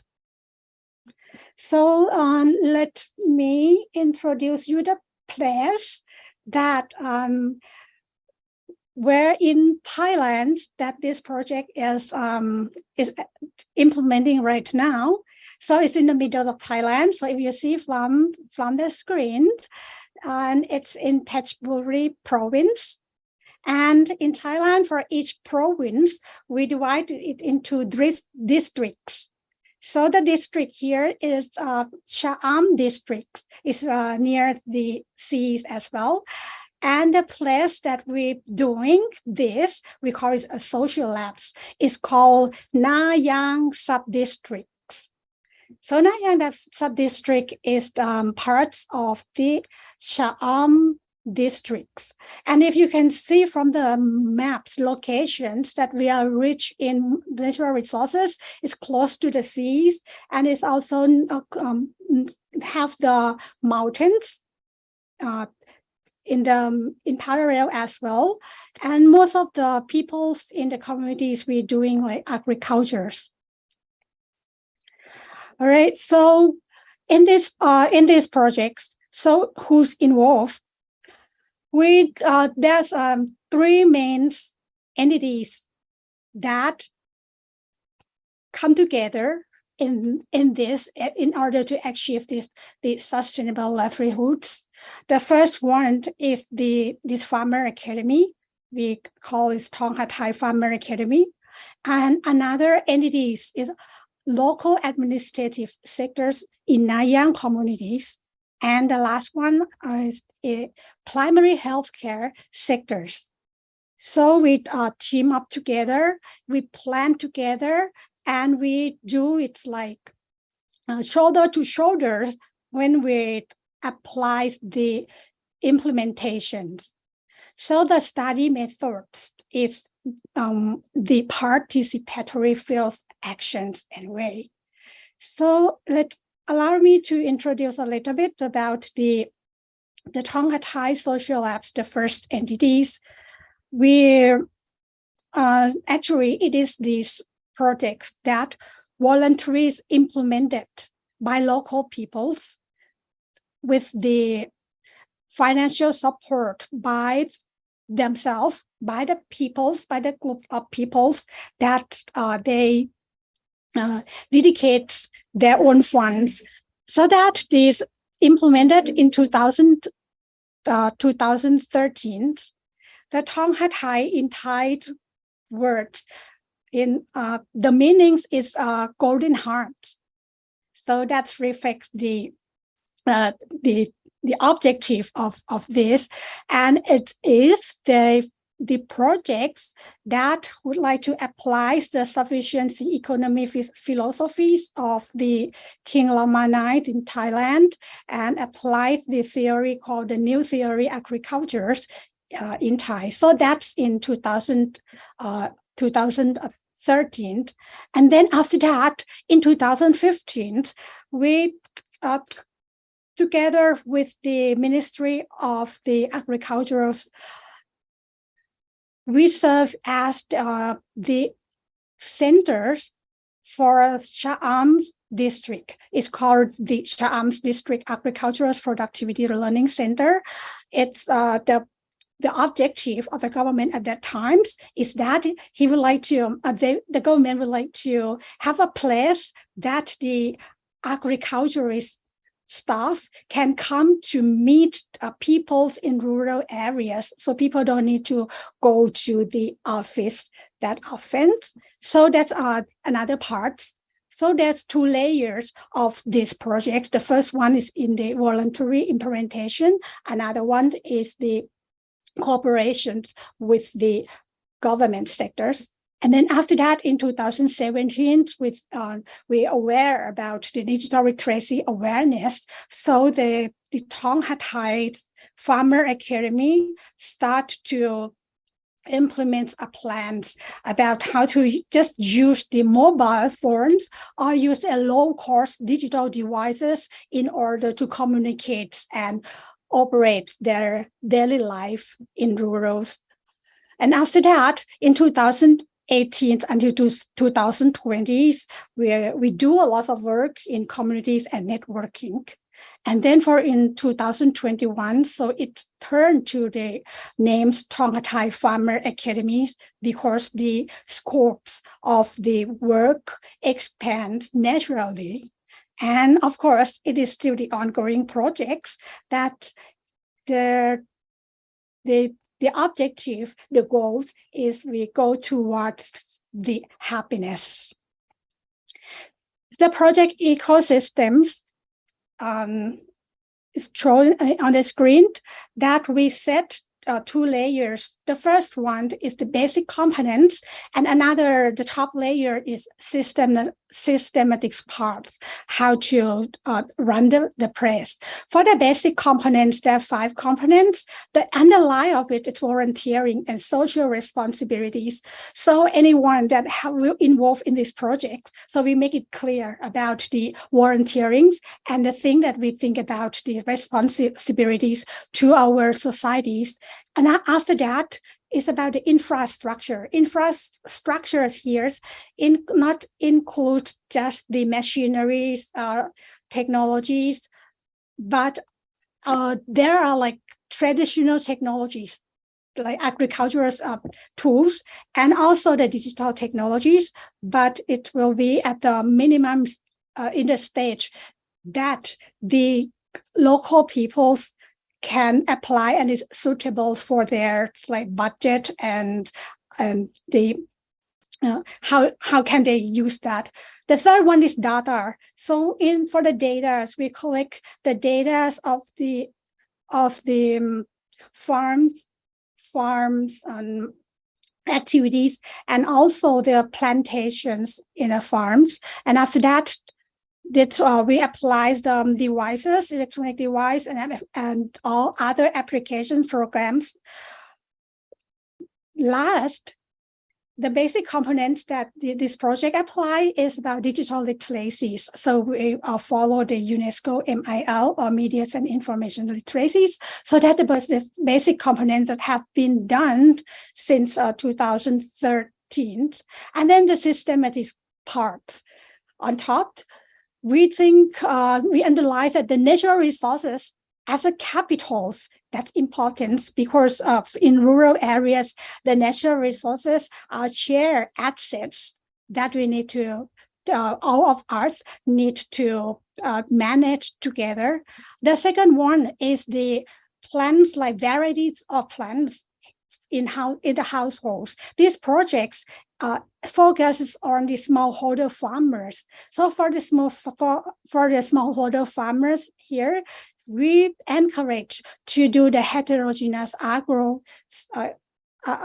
agriculture so that the risk can be spread. So if they plant just one kind of plants, so when there's like natural disaster and things, it may be like too risky. And after that, on the system, another part is about the energies that we apply, the clean energies, solar energies, and other type of energies. And then about community innovations and market, that in the process that we in the village still planning and tried our best to go further for the marketing and innovations.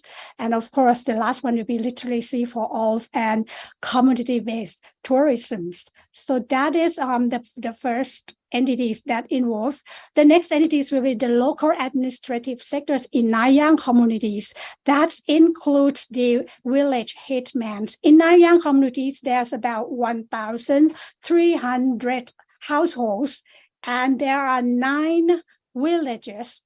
So all 9 villages, the headmans are involved here, and they involve just to help taking care of our common assets. As you can see in the from the pictures, that we have the historical site that's on the edge, maybe like about over 1,400 years old, and we have that we call Nayang Bat Cave, because the bat cave is the gawa from the bat can use as the fertilizers for the agricultures as well, and also the food in the village, like in the photo, is we call the toddy palm cake. So that's one of the authentic things that we try to develop the advanced products innovations together right now. So that's the second part.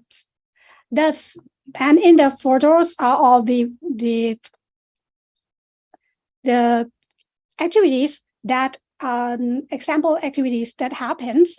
That when we have meetings, we have the monthly meetings in the village, and in each month we go from one village to another. The next month we go to another village. So it's like job rotations. We can see the real thing that happened in each village as well.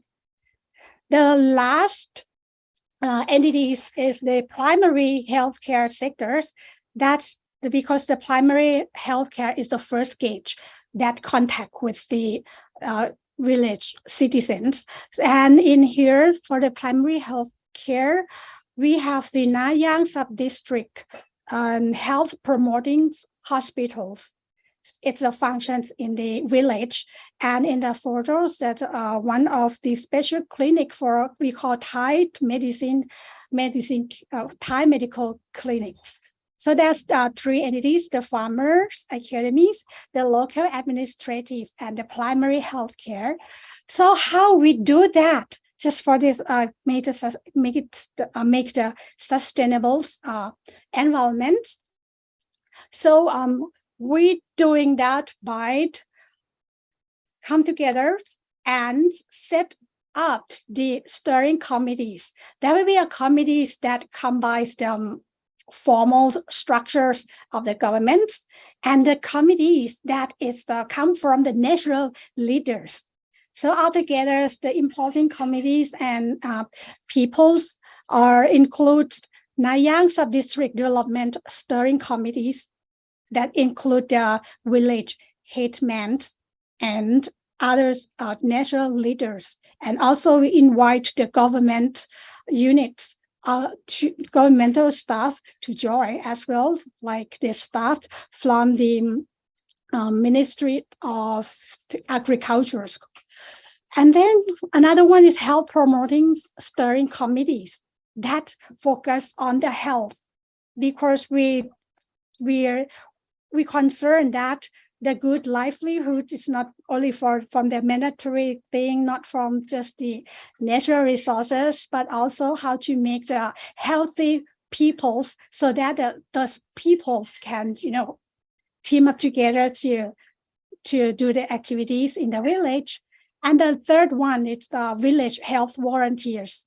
So right now we have 89 village health volunteers in the groups, and the village health volunteers, they also run the clubs, right? Aerobic clubs, cycling clubs, running clubs. And the last one is health leaders. That are the leaders by nature.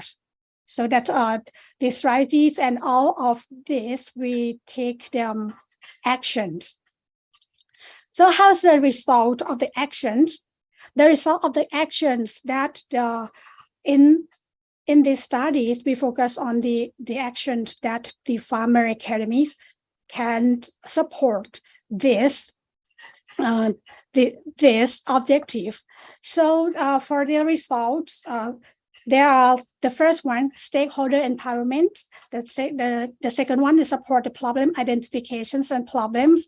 And the third one is we got the best practice in quality of life management. So in the for the first one, for the stakeholder empowerment, we check it against the objective of the Farmer Academy in 2013, that when the Farmer Academy start, we call upon the stakeholders in these 7 categories, and all the activities, we don't involve just only the farmer, not involve just only the local administrative. We involve farmers, local wisdom scholar, local leaders and spiritual leaders, academic persons, local administrations in public affairs and health promotions, agricultural staff, and also farm business sectors if they want to involve with the project. So for that, we find that for the stakeholder empowerment, it's the Farmer Academies practice communities projects in this point, and we also teach about have the sessions about literacies, and so that they can use for the public communications during the COVID-19 as well and other circumstances. The next one is the support problem identifications and the problem solving. So the Farmer Academy support the these functions in that for problem identifications, the committees, we set the top 5 problems first, and here's are the top 5 problems that fall: COVID-19, non-communicable disease, drug traffic, accident, injury, dangerous fevers. And then we choose just the top 2 problems so that we can handle it on times and go with the factors that we got. And okay, for when we support the problem identification and problem solving, for the identifications, that's one indicator is about the health literacies. And for the problem solvings, with the village divided into the 4 indicators we call the 4 happiness. The first one, we have the indicators about happy physical health. The second one about happy mind, happy financial wealth, and happy harmonies. Which for the result of it, are actually the details of the results are in the village reports. But here I would like to give examples of some result then. So part of the result as of September 21, for example, we have the health reader role models. We have the health gate score, like in a good levels, and we check against the healthcare knowledge of people. So how did relate it to the Farmer Academies? Because we have the knowledge and the skills of the vegetables for household consumptions and the new theory agriculture approach that we and members in the Farmer Academies, we disseminate these skills to friends in villages, and also about exercise and smoking cessations, how many people quit smoking, how many people quit taking records and stuff. Okay, just to go at very last one is another important result is that from the strategies who's involved and from the entities that involved from the strategies and the ways that we planned. Finally, the village, the Nanyang sub-district, got the awards from the Ministry of the Public Health that it as the outstanding sub-district for quality of life management for central regions in Thailand. So it is considered as the best practice for central Thailand as well. And in summary, okay, but before the summary, just let you see a little bit about that, the tourism clubs that we just set it for two years, and we have the village touring bus. We have the kind of horse trails riding, which is the new business models that the village come about. We got the permissions from the Royal Forestry Department to use and to try to clean and clear the. Dr. Brahmani, sorry to interrupt you. You only have 1 or 2 minutes. Sorry. Okay, sure. So I wrap. Sorry. So I wrap up then that the finalists that we together just to preserve the natural resources and also to educate like people as well. So that's the last slide anyway. So in summary, so I just share with you the reasons why we're doing this and who's doing that and how we performs our functions, and the result is that how's the best practice and has been recognized. So still, this is also the work in progress for the Farmer Academy. Thank you very much. Thank you very much, Dr. Brahmani, for giving us such an informative and comprehensive presentation about the role of Farmer Academy. Yes. And the sustainable livelihoods in Thailand. Yes, about. So I have to stop sharing the screen, right? Yes, I think you have to stop your screen. Okay. Okay. Thank you very much, Dr. Brahmani, for giving us that informative.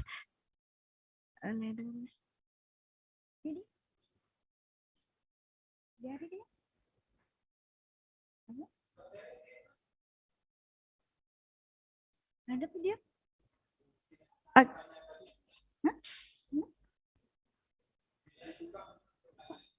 Oh, sorry. Sorry, I didn't open my video. Sorry. Okay, thank you very much, Dr. Brahmani, for giving us such informative and comprehensive presentation about the role of academy, Farmer Academy. Distinguished participant, I'm sorry because we are quite late for our schedule, but we still have around 5 minutes. There are 3 questions already come in chat box. First, the question from Miss Amita. How this question addressed to Professor Lukman. How important is institutional arrangement in community development program? Have you found any problem about it? What is the solution? And what is the constraint to have effective collaboration? And also there is a question from Professor Lufia to Dr. Widodo.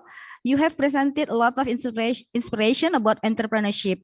So far, the most common problem we face in entrepreneurship is at the marketing stage. Maybe you have a certain strategy to overcome this obstacle. And last question from Professor Lufia and also from me to Mr. Anderson, Dr. Brahmani, and Mr. Wibisono, that our ministry have Tourist Village Development Training through Center of Training and Empowerment of Rural Communities. We have around 8 rural community centers in 8 provinces, and we look forward to collaborate and working together to provide training and synergy. So I hope, please, our speaker, maybe you kindly elaborate the address question from the participant. The time for answer the question may be 1 minute for each speaker. Please, maybe I can ask first from Dr. Widodo.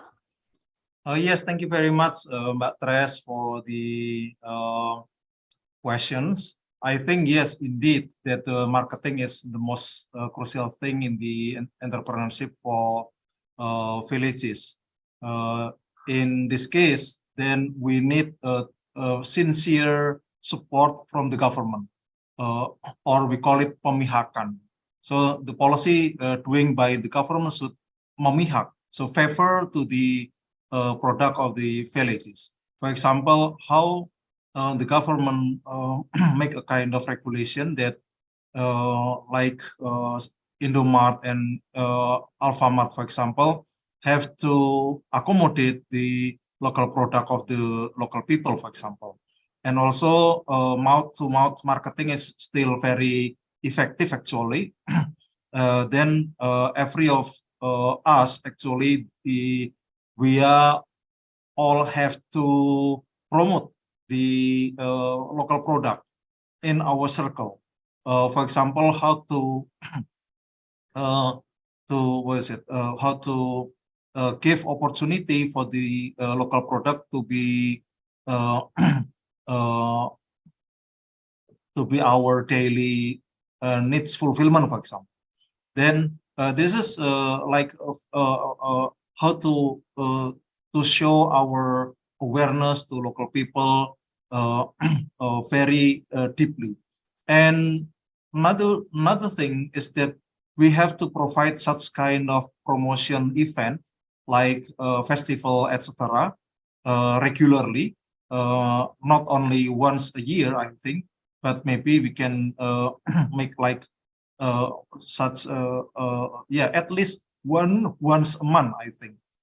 So under the such kind of promoting program, then local product have the solution for the marketing.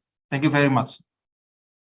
Thank you, Dr. Widodo. And next, maybe from Professor Lukman.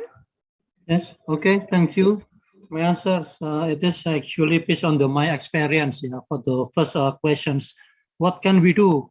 Simply, we can establish commitment and make the roadmap together with the local community and then stakeholder to attach some program that through the roadmap that we establish, we will implement, of course, with the commitment for the rational time, and we try to get the support for the other findings.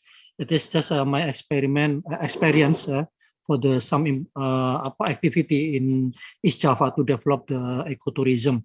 And then for the second question about the institutional arrangements, the key for my experience is first is building effective communication, and then the second is facilitate stakeholders in the village interest that we should determine and communicate, and then try to get the solution to minimize the conflict and find the solution. Of course, it is not easy, but the keyword is work with consistent. We learn, we discuss to find the solution. The constraints was, of course, awareness of the local peoples, and then specific interests of the some village leader, for example, and also informal leaders, and sometimes it's also the social and spiritual aspect of the local community. For me, the key is the consistent and make establish and long consistent collaboration with good communication. Thank you. Thank you very much, Professor Lukman. And then I would like to hear from Dr. Ngelambong. Maybe we can cooperate in the future. Yes. So first, I'm sorry because of the camera, because the connection is not so good here. So I hope my voice is clear. Okay. In terms of the answer to the question for me, in terms of the training program, okay, how it should be effective in the long run. Okay, so for me, because I'm talking from the perspective of sustainable perspective, So it should be you should have like sustainable training program. Okay, so to be sustainable, okay, you need to go to the lower level. So because we are trying to help the rural communities, right? So we should put our like ego down, and we should go and directly to the rural communities, and we should ask them, okay, so what are the needs? Because sometimes when we develop training program, that is not their needs, but then they have something else in their mind. So we should incorporate, okay? So what is the vision and mission from the government, and also the vision and mission of the rural communities? As I mentioned just now, okay, doesn't mean that they are living in the rural communities, they are not happy. Maybe they are happy, but then we as the like stakeholders, we try to elevate, okay, their living conditions, their socioeconomics. Okay, so for me, the word sustainable is important to add on to the training program. So meaning that sustainable training development. So that is a thing that we should emphasize. And I think I'm interested to tackle a bit about the attitude and behavior, because I think in the questions mentioned about the attitude and behavior. I think attitude and behavior is difficult to change in the short term. Okay, so you need to have like a long-term program, okay, whereby you should show them the evidence. Okay, show them the evidence. We as human, we like to see things happen, right? So we don't like to just saying things, but then there's no actions, there's no evidence, proof of success. So it should start from like from the government, and also the stakeholders, and also the lecturers, okay, whereby they can help to show the evidence. If you do this, if you change this, this will happen to you. Okay, so that's the thing I can share, okay, about changing attitude and behavior. Okay, I pass to you, moderator. Thank you. Thank you very much, Dr. Ngelambong. And next, maybe from Mr. Wibisono. Would you like to give some answer about the collaboration? Hello. Yes, Mr. Yes. Wibisono. Could you repeat the question, please? Actually, our ministry will manage tourist village department training. We have a training center, and then we will look forward to collaborate and working together with you, maybe provide training or maybe extend our knowledge, such as like that. Okay. Okay, thanks, Mr. Asia. I think on behalf of the Indonesian diaspora who live around outside Indonesia, around the world, there are many of diaspora also working in the industry, so we can connect, like sharing the information, sharing the experience. So hopefully at the end there will be some synergy and connection into the real implementation. So if if any of the organization would like to connect with us, we are more than happy to work together and to collaborate. Thank you, Ms. Teresia. Thank you very much, Mr. Wibisono. And the last, Dr. Brahmani, would you like to give some answer or like closing remarks, please?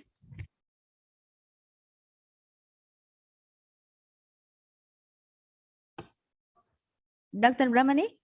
Yes. Okay. About this, sorry, repeat the sustainable training. Or Yes, Dr. Brahmani, we look forward to cooperate and collaboration with you in the future. Especially you have already a farmer academy that we would like to hear from your point of view. Okay, so about the prior view is that I agree with everyone about the sustainables. That's why one point of the farmer academy that we're doing is from bottom up.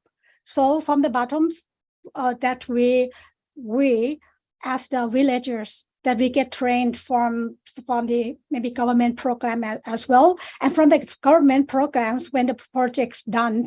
That's why we as the villagers we collect those knowledge. And in the Farmer Academy, one part is that we collect the curriculums that get trained from the government.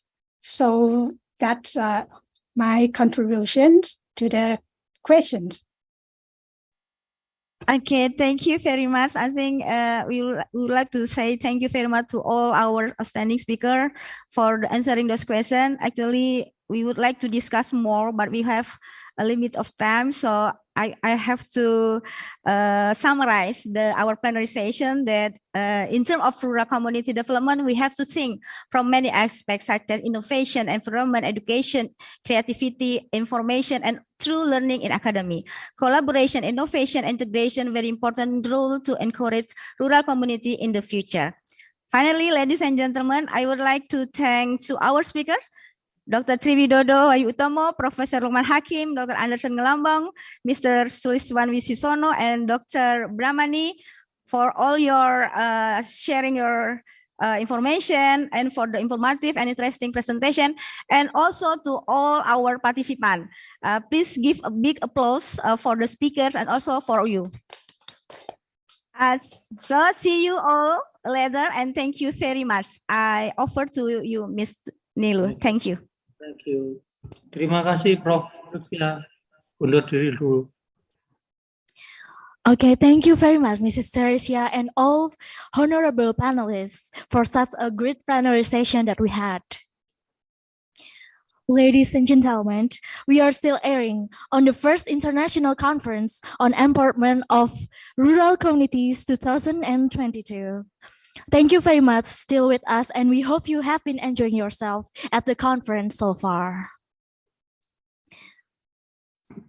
For the next session, all conference participants are welcome to have a session break. And the next parallel session will start promptly in 15 minutes at 1:30 p.m. Please all conference participants to join our breakout room to enjoy our book talk for your time break. Once again, for the next session, we'll start promptly at 1:30 p.m. Please all the presenters join our breakout room and watch our book talk for your time break. Thank you for your all attention. Good afternoon. Thank you. Terima kasih, saya mohon pamit. Sama-sama Pak, terima kasih Pak.